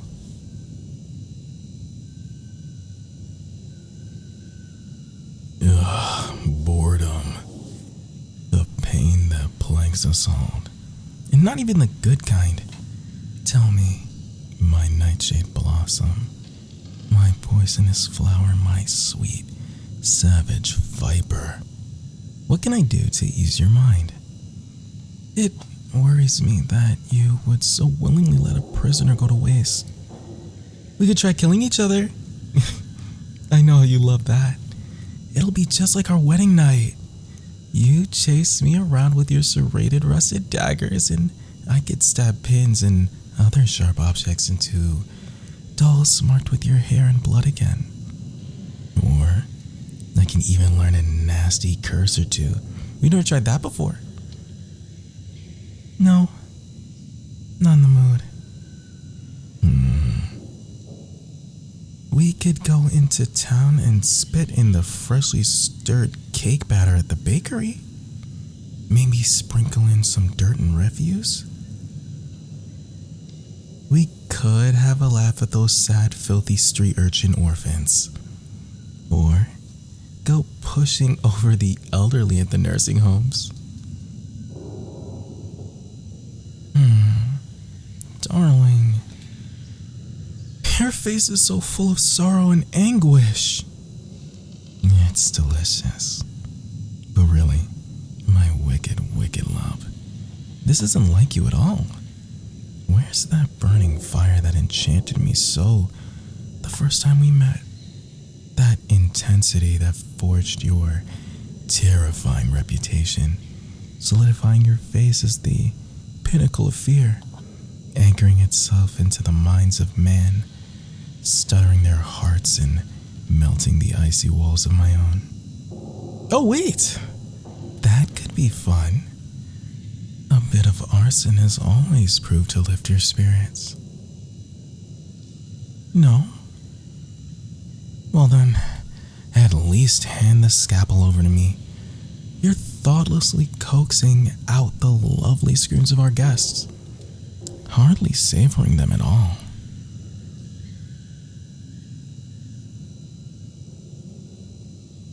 Dear, is there a possibility that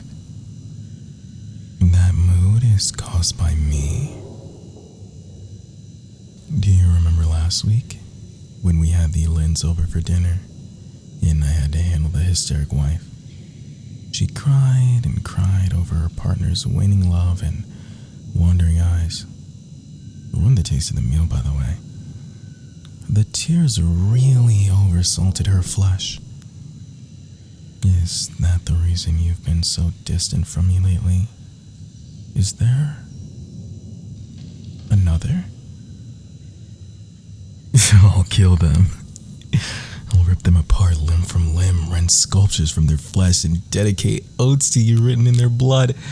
I'll offer up their still-beating heart to you on a platter, paint my face in their gore, and lay their bones at your feet, that you may never have to soil your radiance on unworthy ground. I'll make you my god with a crown fashioned from their regrets and wails. Christen myself with... Oh, that's not it? I'd still be up for those activities, though, if you'd like. Yeah. Mrs. Lynn experienced true bliss before the fall of the blade, you know? Maybe I can replicate such a moment with you? She was overcome with affection and joy, recognizing her love for her spouse at the very end, when faced with death. But we've seen so much of him recently, and I fear he tires of our company. Being old friends with death certainly has its perks, but we must be sure to not become overly familiar. Oh, my corrupt rose, my unholy deity, my sinister heart, I beg of you, worsen my suffering in other ways. I can go on no longer, knowing that I am not the sole cause of your agony. Why do you feel you're bored? There lies in abundance, a town full of warm bodies, sacrifices to our ritual villainies, fodder to our diabolical whims. What more could you want? What more do you need? Why, what an odd question to ask. Of course, there doesn't live a soul more vile, more depraved, more atrocious than you. You alone are blessed with flawless, unflinching cruelty, the epitome of perfect, pure sin. Why would you ever have to cause to doubt?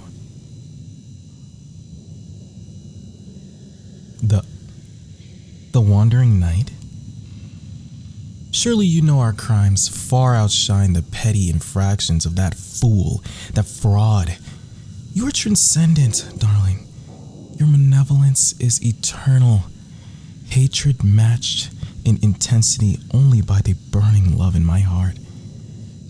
That knight is but a fleeting despot, soon to be lost to the desert of time. And the morals of man. You are reveled, the last loathsome curse uttered by the failing breath of a dying man, the nightmare in the dark for which prayers can only dream of warding away. The Wandering Knight is nothing. Their death toll doesn't even come close to rivaling that of your own. What? When was this? Expansion of their empire? Well, no wonder you've been so despondent. In less than a month, you've been usurped from your throne of bones and cast aside like some has-been. But darling, my poor dull blade, my miserable, miserable knife, this self-pity is so pathetic. How dare you sully the person I've so irrevocably loved? You mock the nights I lay awake longing for nothing more than the sound of sweet, venomous words from your lips. Mock every breath stolen from these helpless lungs by a mere glimpse of your face. Mock all the hours spent on my knees begging at a shrine of adoration built on the heels of my agony, my sole purpose to worship your every action. I will not be held culpable for this fall from once blessed grace, this slow death of your essence, tantamount to sacrilege. This lamenting is unbecoming of you. The one I loved would never so easily cower. They would never let the shallow misdeeds of some half-baked degenerate mar their spotless and shining renown. Are you not Chaos Reborn? Despised heir of torment? Envoy of dread? Then show me, my ruthless saint, my vicious muse. Tell me exactly how you intend on sharpening your fangs and claws, on flaying the skin to ribbons of this wandering knight. How you plan to reclaim your rightful title through bloodied hands and teeth.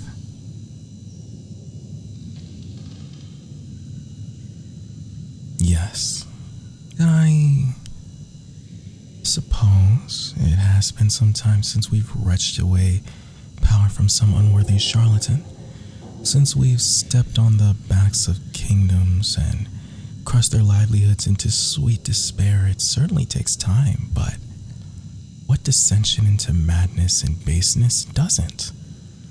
Shall we storm the gates of the knight's compound, eldritch terrors and man-made horrors in tow? Or shall we take our time, carving away at the empire piece by piece, bit by bit, until even the cruel bite of scavengers on the carrion of their hubris will offer no reprieve? I can think of about 1,000 ways to begin their torture, 1,000 ways to rip free retribution for their transgressions, of which no form of excruciating atonement shall ever forgive, 1,000 ways through which I will surely fall more deeply in love with you, my perfect menace. But I care only for your wishes, your desires. We'll excise this plight from the face of the earth, this affront to true depravity, of which we hold sacred as unassailable truth, and honor through immutable faith. Together, as all things should be done.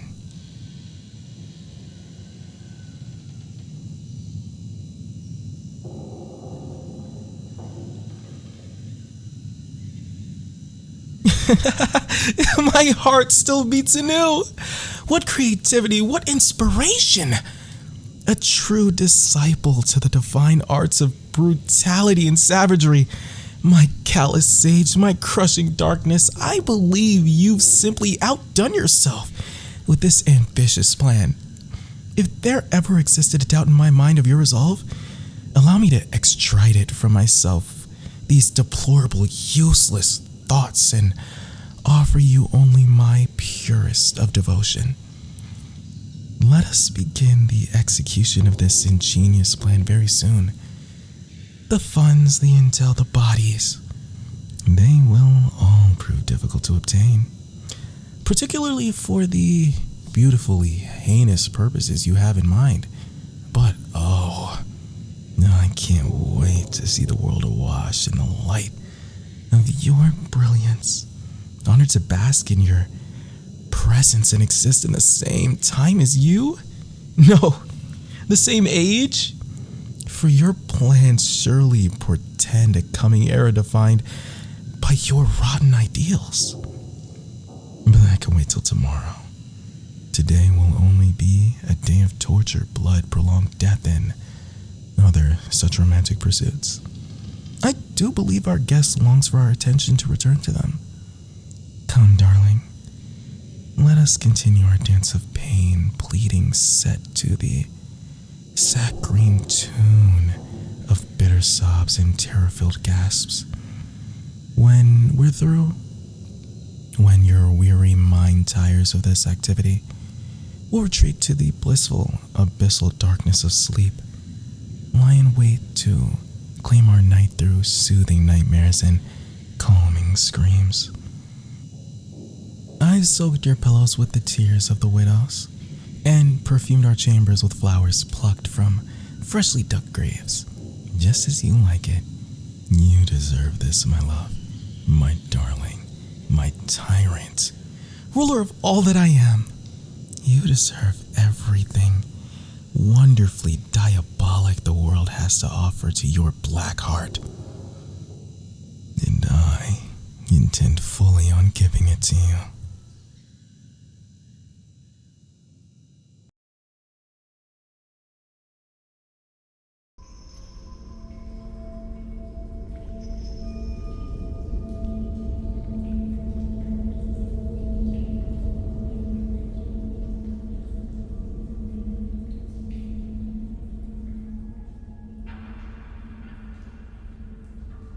They'll help me. I've never met anyone who drools so much in their sleep. I swear, you could create a whole ocean in the span of one nap. Don't worry, you're still cute. Very cute. Welcome back to the realm of the conscious, Sleeping Beauty.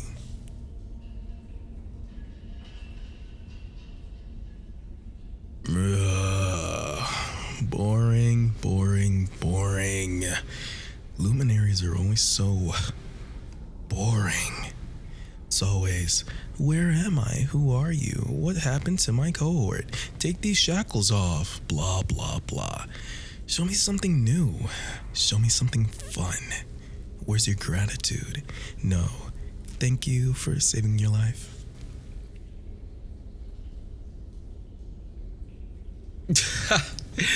I guess you are right. Saving isn't exactly right in this context. Sparing, on the other hand, now that is a more fitting term, don't you think? So, go ahead. Thank me for sparing your life. Maybe even grovel a bit for me.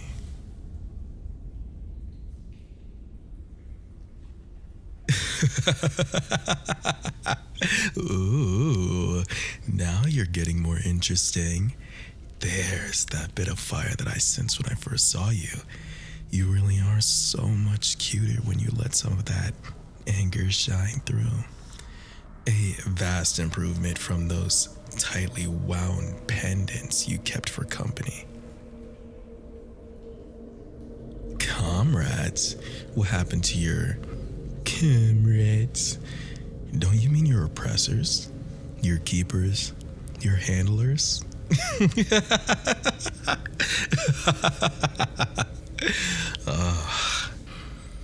Or should I call them dead, dead, and deader? Right, there was a fourth. That one I like to call very, very dead. Decapitated dead, if you will. And that fifth one, yeah, he got away. But don't worry, I'm sure we'll find them soon enough.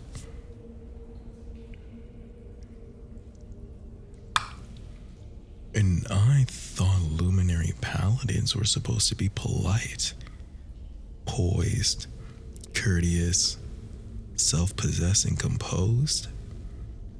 Didn't anyone ever teach you manners? I'm certain those uptight killjoys did, but you seem to have forgotten that training just now. Spouting such insults in such a heated fashion is so very unluminary-like of you. Not that I'm complaining. I'd very much like to see that facade of yours crack even more. And I'd love to be the reason you lose all control.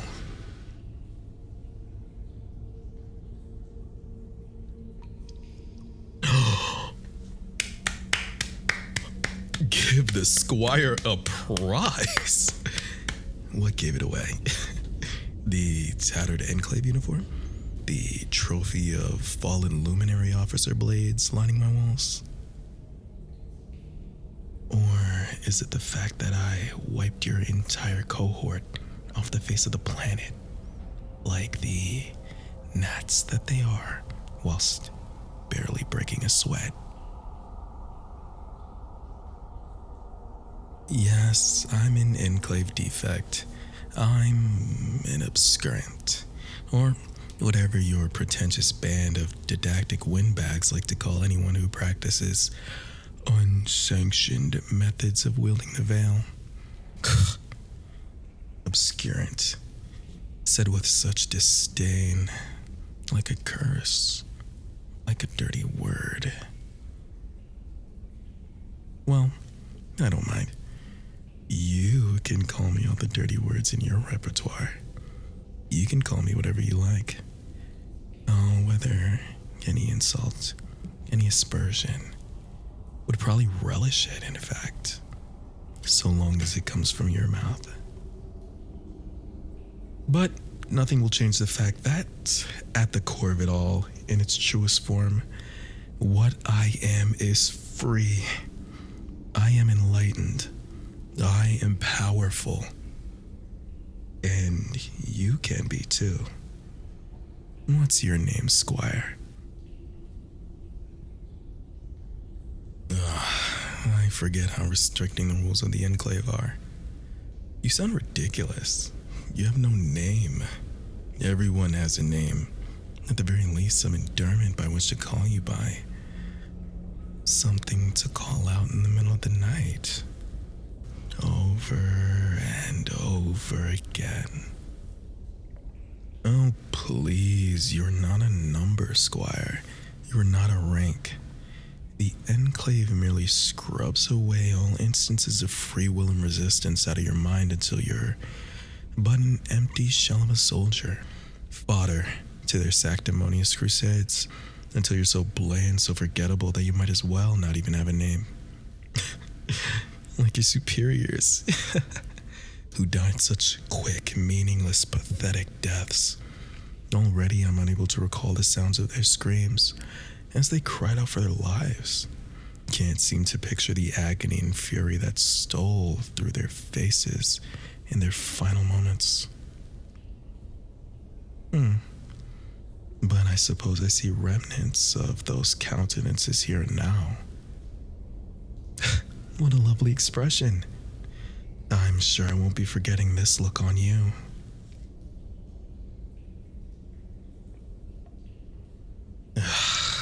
And we're back to that boring blank mask. Are you finally remembering your luminary lessons? Those drills and tricks for composing yourself and wrangling your emotions finally kicking in? I hate that. I hate it. I hate it. I hate it. I hate it. I hate it. I hate it. And you know the worst part of it all? You don't even know what I mean when I say I hate the Enclave. Not truly, anyway. But if you can forget who you are and how to feel, I bet you can forget the teachings of the Enclave too. Oh, that's where you're wrong, darling. I am very familiar with the structure of the Enclave, how they operate and how they teach, though the basics of that information aren't exactly classified. Their preaching borders on imperialism. Everyone knows the Enclave, their rules, and what they stand for, what you stand to lose in adopting their ideals. Fraternity to the detriment of identity, loyalty to the detriment of autonomy, servility to the detriment of dignity, and chastity, the detriment of, well, fun. Tisk, tisk, tisk. So quick to defend. So quick to protect the reputation of your beloved Enclave. But would they do the same for you? Would they fight to protect your pride? Would they so staunchly defend your honor? After all, they never even promoted you to the lowest incandescence of luminary. I recognize the emblems on your robe. You're not even considered a full paladin yet. Aren't you a little old to still be a squire?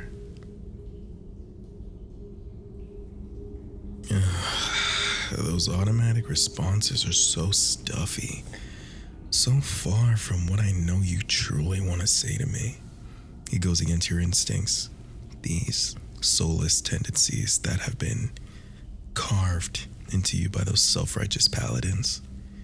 But I'll be sure to train that out of you soon enough.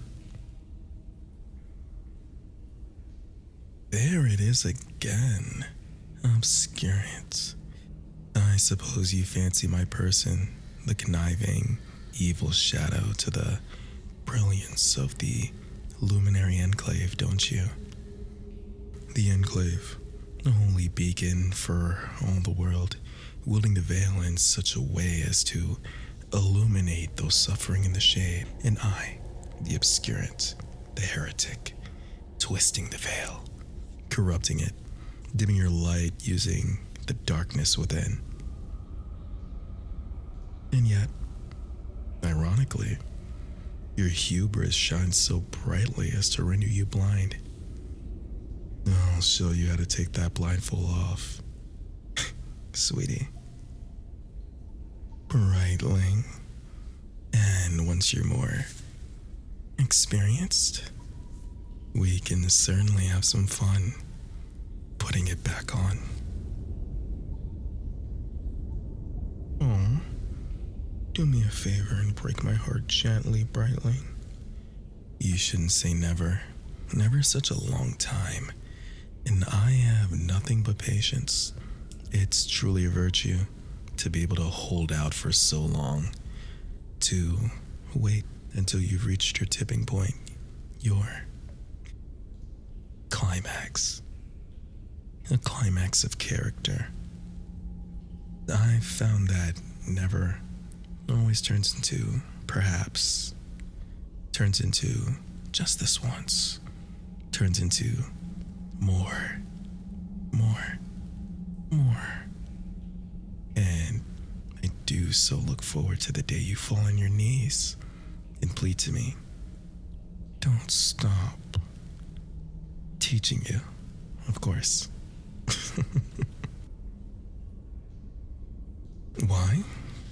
Because I see something in you, Brightling. Something those idiots in the Enclave were too incompetent or too scared to nurture. Do you know just how long I've been waiting for someone like you to appear? From the moment I saw you, I knew you were the one. Thousands of veil wielders on this planet, and none meet my standards. I chose you. And it's only a matter of time before you choose me too. Do you know how excruciating it's been to hold the secrets of the universe and have no one to pass it on to? And my suffering. Join me. You look shocked. Did you think that the Enclave was the only collection of veiled wielders with any form of organization? The only order that taught and learned? Tisk. I'm disappointed in you, Brightling. But I suppose this is what mentors are for. To undo the damage caused by those bastards. To prove to you that we're more than a monolith. More than a stereotype. So much more than you can ever imagine. You wouldn't believe the things I would show you. But I'm sure you delight in how revealing I could be.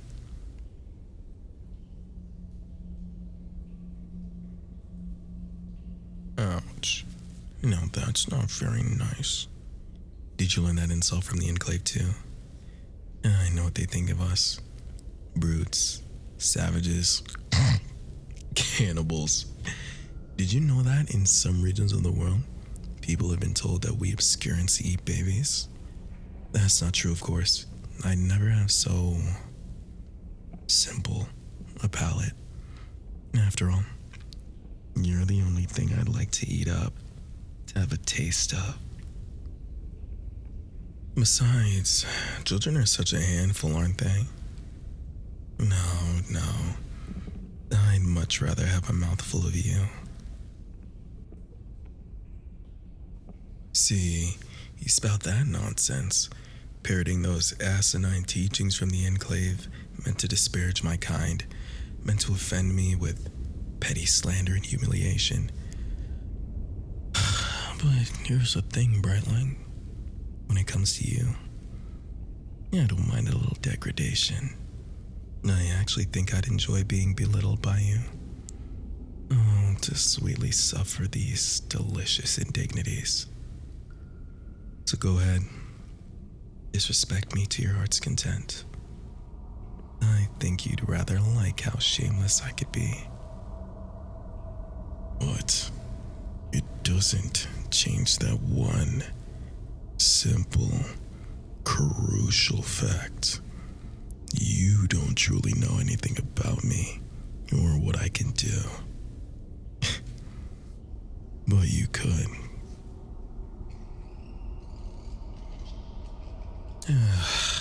Ever the ascetic paladin.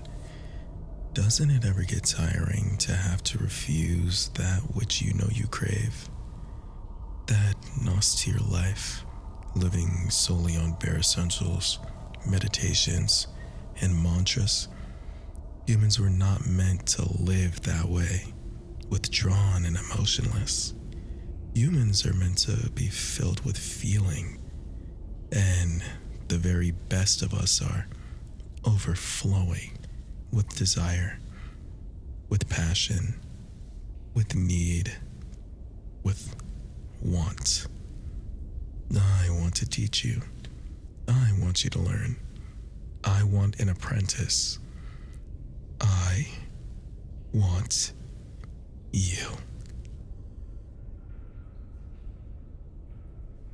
And see, yet another thing you're wrong about. Yet another thing I can correct. You're already learning so much with me now. For I do know how to wield the veil. The right way. The true way. A way only a select few like us are able to. In our uniqueness, the Enclave seeks our suppression. They fear what we can do, for they know that when we realize our true abilities, they'd never be able to compare. Aren't you curious as to how exactly I was able to take down your entire cohort of elite luminary paladins single-handedly? How I was able to command the veil in such a ways that you've never been able to before. Imagine what I could do if I were actually trying. If I had someone of equal caliber by my side. I can show you. I can show you many things. Many things. Things that you've only dreamed of, fantasized about. And soon, you'll far, far outgrow that pathetic group of pacifists that you call your comrades.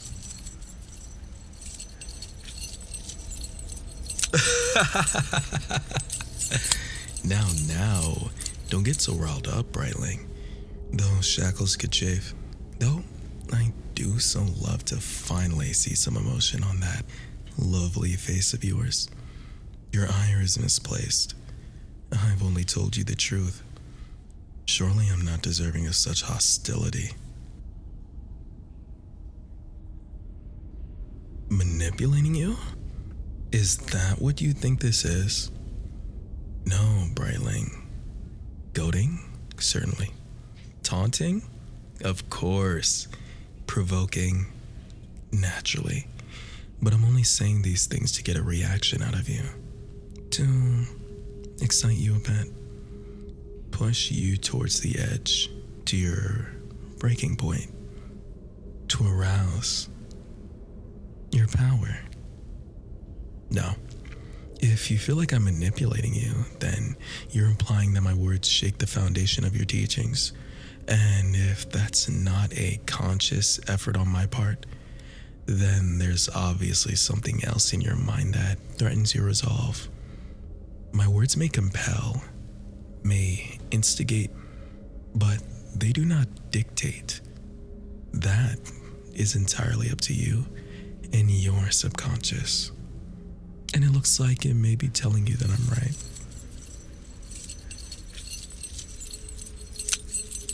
Shackles, Brightling, shackles. Oh no, I'm not talking about those veil-enforced steel cuffs around your wrists, Brightling. I mean the bindings that have been put on your potential, your power, since your entry into the Enclave. You can break free of your physical restraints anytime you want, if only you have the willpower to push through. So do it. Do it, Brightling. Am I making you angry?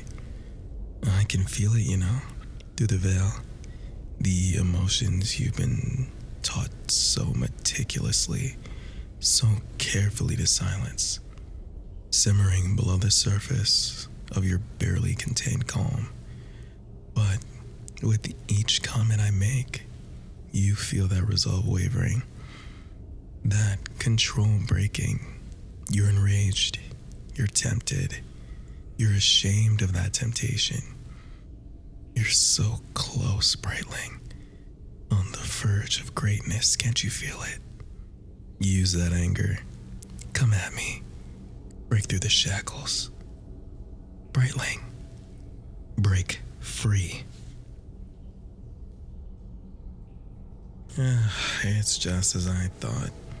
The Enclave's teachings are too thorough, too binding, as are your naive aspirations to cling to those principles. Ever the perfectly imperfect luminary.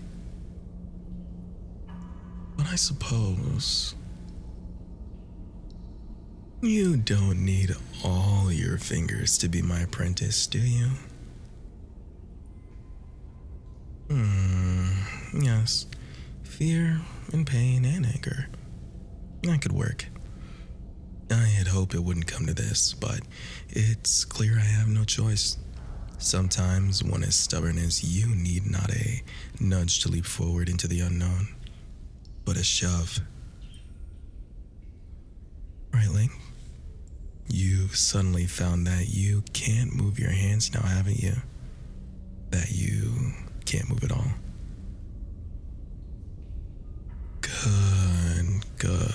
Good. Be frightened, be angry. Use that, Brightling. I have 4 knives here. If you want to stop them from plunging down and severing your fingers, you will have to use the veil. Use it to swerve the blade out of the way and into my own hand, to break through your physical shackles, even to choke me. I don't care. But if you don't, well, you'll have a much harder time wielding your sword now, won't you? Are you ready? Yeah, but no one ever truly is. Very good. You managed to angle that blade into the space between your splayed fingers, but that was an awfully luminary tactic, to evade instead of confront, always opting for the path that sheds the least blood.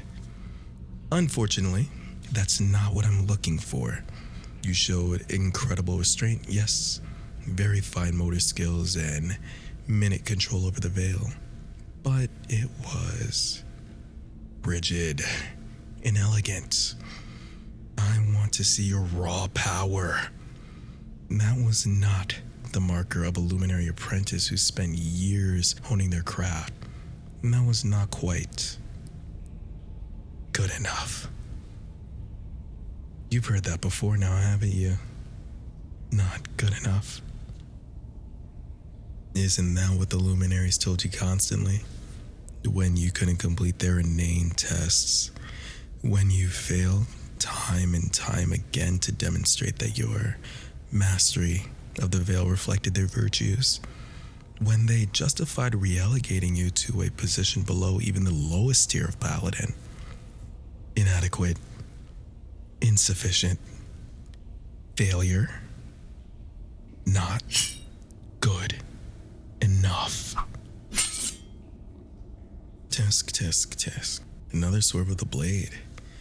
Perhaps the enclave discourages attachments, and this tenet is further enforced through a physical manifestation. All those layers of enclave mandated robes to cover up every inch of your skin, a barrier of sorts, ensuring that nothing impure breaks in, but also ensuring that nothing powerful breaks out. A physical suppressant to complement your anneal your mental chains, enforcing a rule that I know bothers you more than anyone else. To never touch or be touched. These tattered robes on me are not for fashion, nor modesty. They allow me to feel more intensely. The veil surrounds us all, connects us all, but the enclave seeks to limit our exposure to it and each other. I know to you, in your prudish sensibilities, I appear as a half-naked zealot, but in shedding the excess of my clothing, I shed my bindings, and I open myself to the full extent of the veil, tearing down the mental and physical limitations they have imposed upon me. Perhaps we need the same with you. You look scandalized. What? Are you afraid to be so vulnerable? To feel so exposed and naked? To lay your soul bare to me? You only need to feel the cuffs on your hands, Brightling. You may not even need to shed more ever. It's all up to you. I will only remove your gloves. And hopefully, the rest of your clothing will come later. I'm glad you assent to reason, though I do so hope you'll eventually change your mind on my last statement. Now, feel the shackles. Feel the force of my will surrounding it, strengthening it. Feel the knives poised at your hands. Feel my presence just inches away, and feel the veil that connects it all.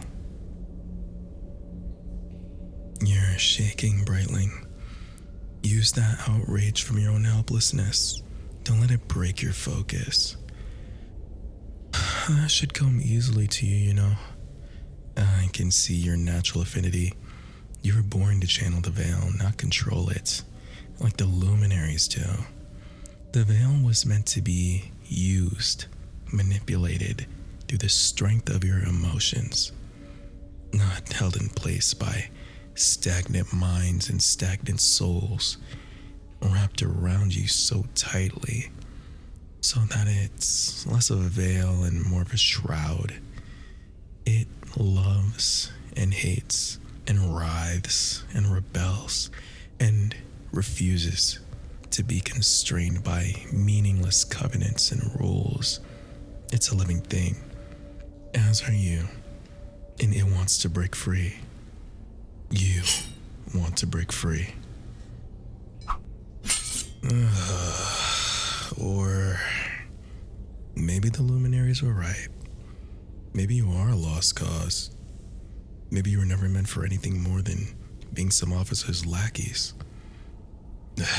What a shame. I do so hate to be wrong about these kinds of things. They knew they could treat you however they wanted, you know. I saw it in their minds of your superiors. They looked at you and saw dirt, a blemish on their pristine robes, a mark they'd have you scrub out with your own hands, all while you knelt at their feet, begging them for forgiveness over the transgressions of your mere existence. They were the ones that couldn't teach you, and yet they were of the opinion that you were useless, that you were a waste of resources. What was it that Enclave said other than not good enough? What a waste of time.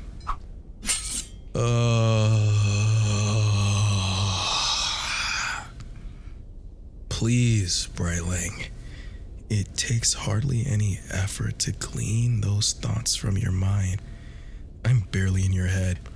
Your insecurities speak for themselves. I saw it the moment your cohort trespassed onto my territory, and saw it in the way they cast you to the side and ignored you. How they treated you like the worthless squire you are. Hopeless, powerless, worthless. But not to me. That makes 4 knives. You evaded injury all 4 times. But this is not what I'm looking for. I have a surprise for you. 1 more knife. And this one, I will aim straight at your heart. No opportunity to gently nudge its course, and no chance for you to fall back on the dregs of your past instruction. I was willing to let you take the easy way out before, but the situation's more dire than expected. Your will is strong, but unfortunately is fixated on the wrong endeavor, and so it will require equally formidable measures to break free. I hate seeing such a talent so steadfastly lock away, believe me. The 2 extremes I'm offering are a mercy. I'm giving you 1 final chance. Break free from the shackles using the veil, or die. Break free, Brightling. Break free. Break free.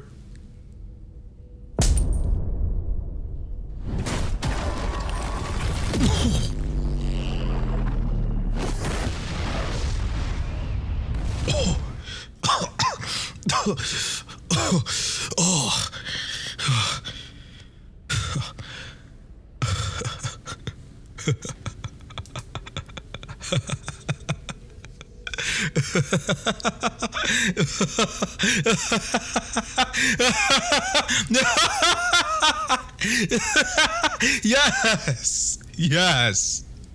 Here you are, Brightling. Here you are. And you're just as flawless as I thought you'd be.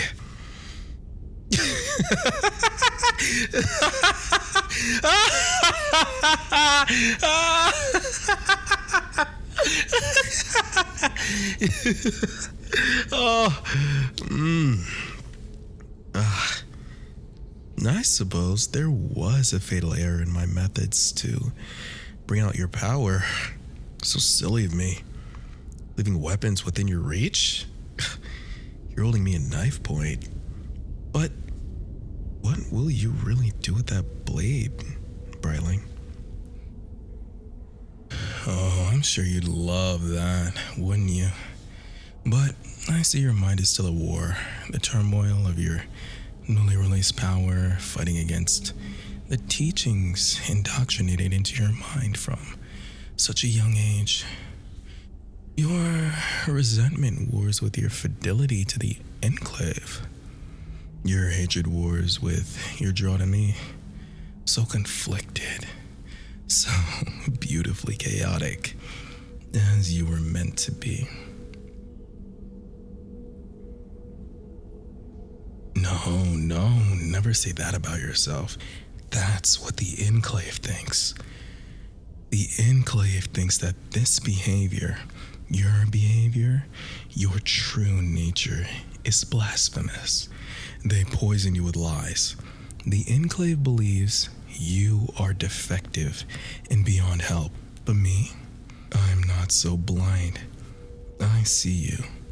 The cracks, the instability, the favor, the power. I see perfection, and I will stop at nothing to make certain that you see it too.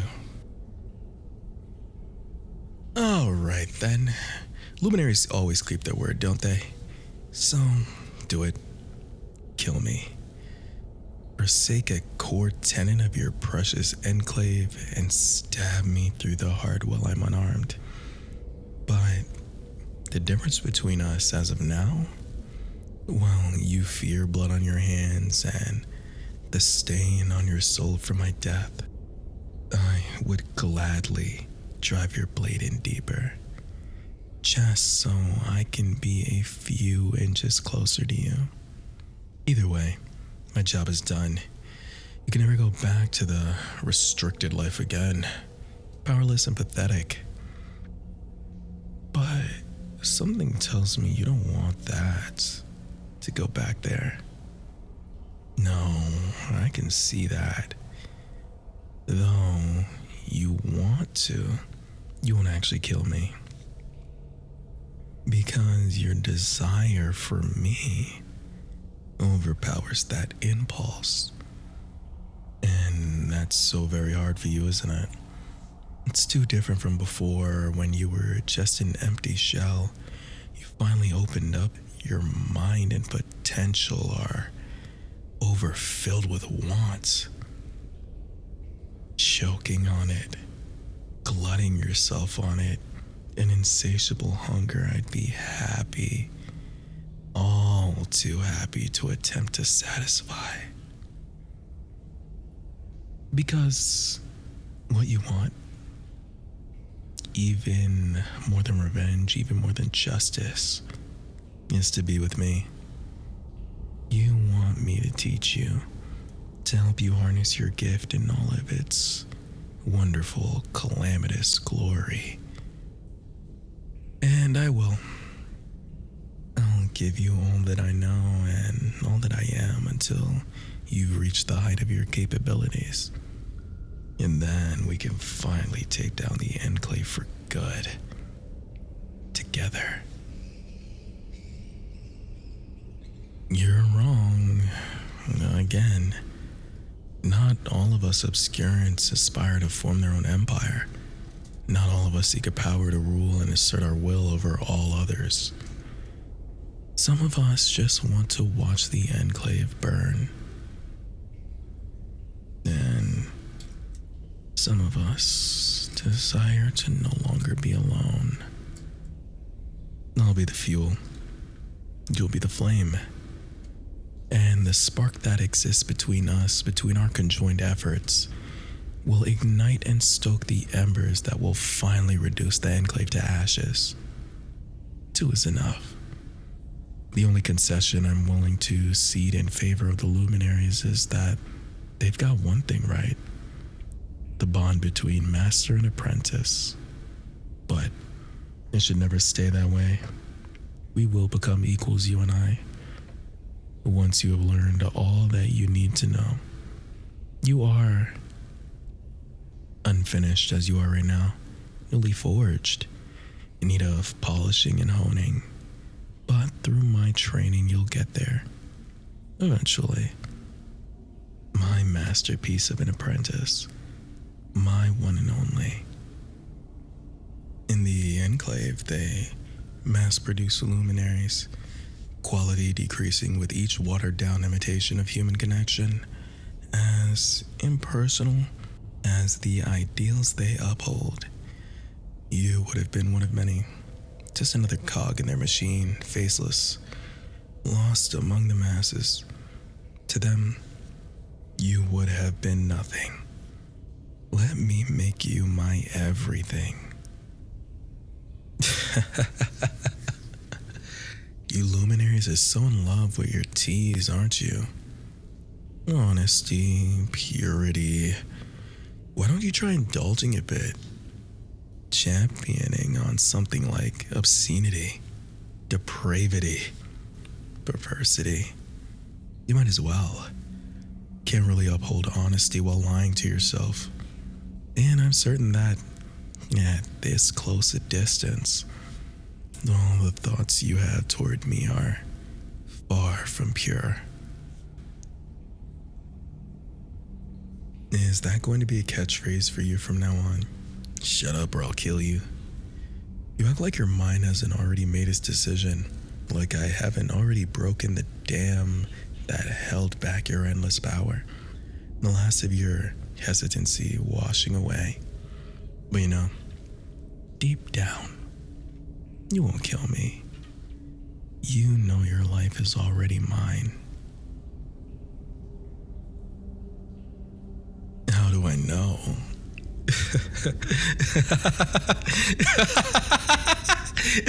How do I know?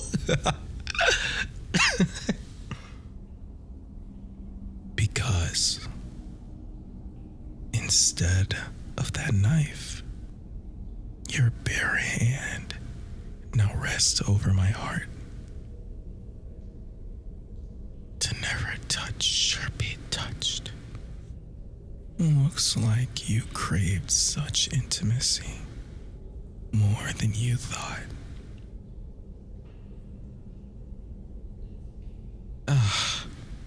Pulling away so soon, and here I thought we were having a moment.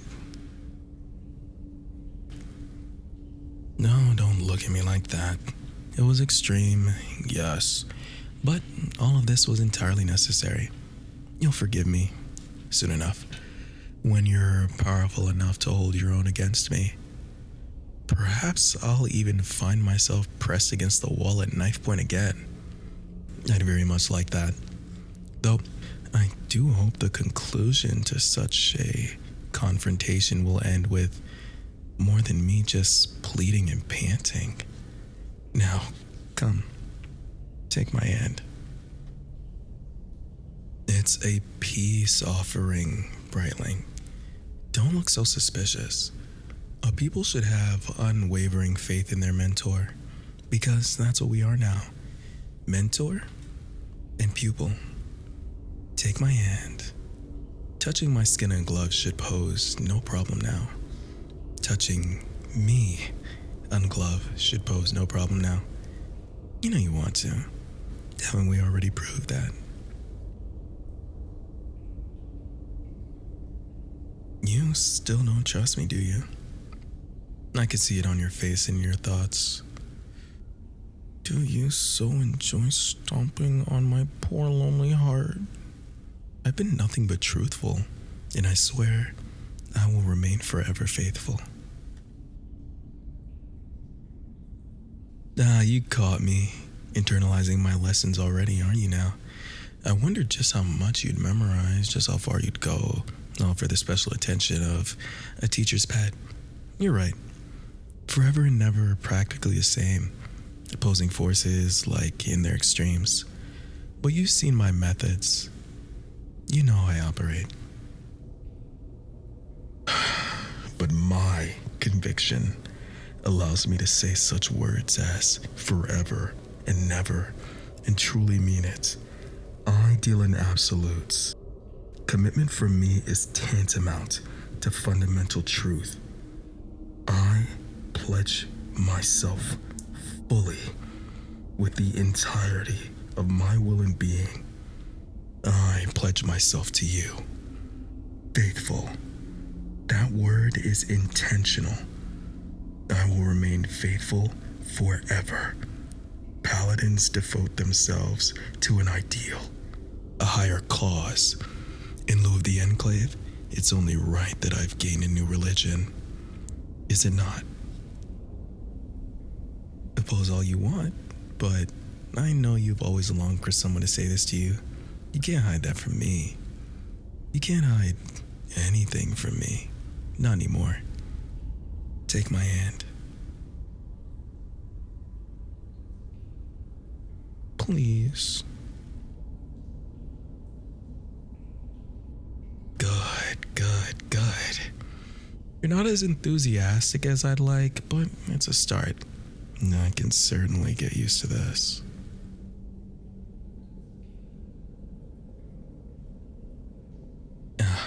Of course. How could I forget? I can't very well have you referring to me as obscuring all the time. Now can I? Call me Bernrin. Or Master, if you'd like. Now, I will ask you this one more time. What's your name?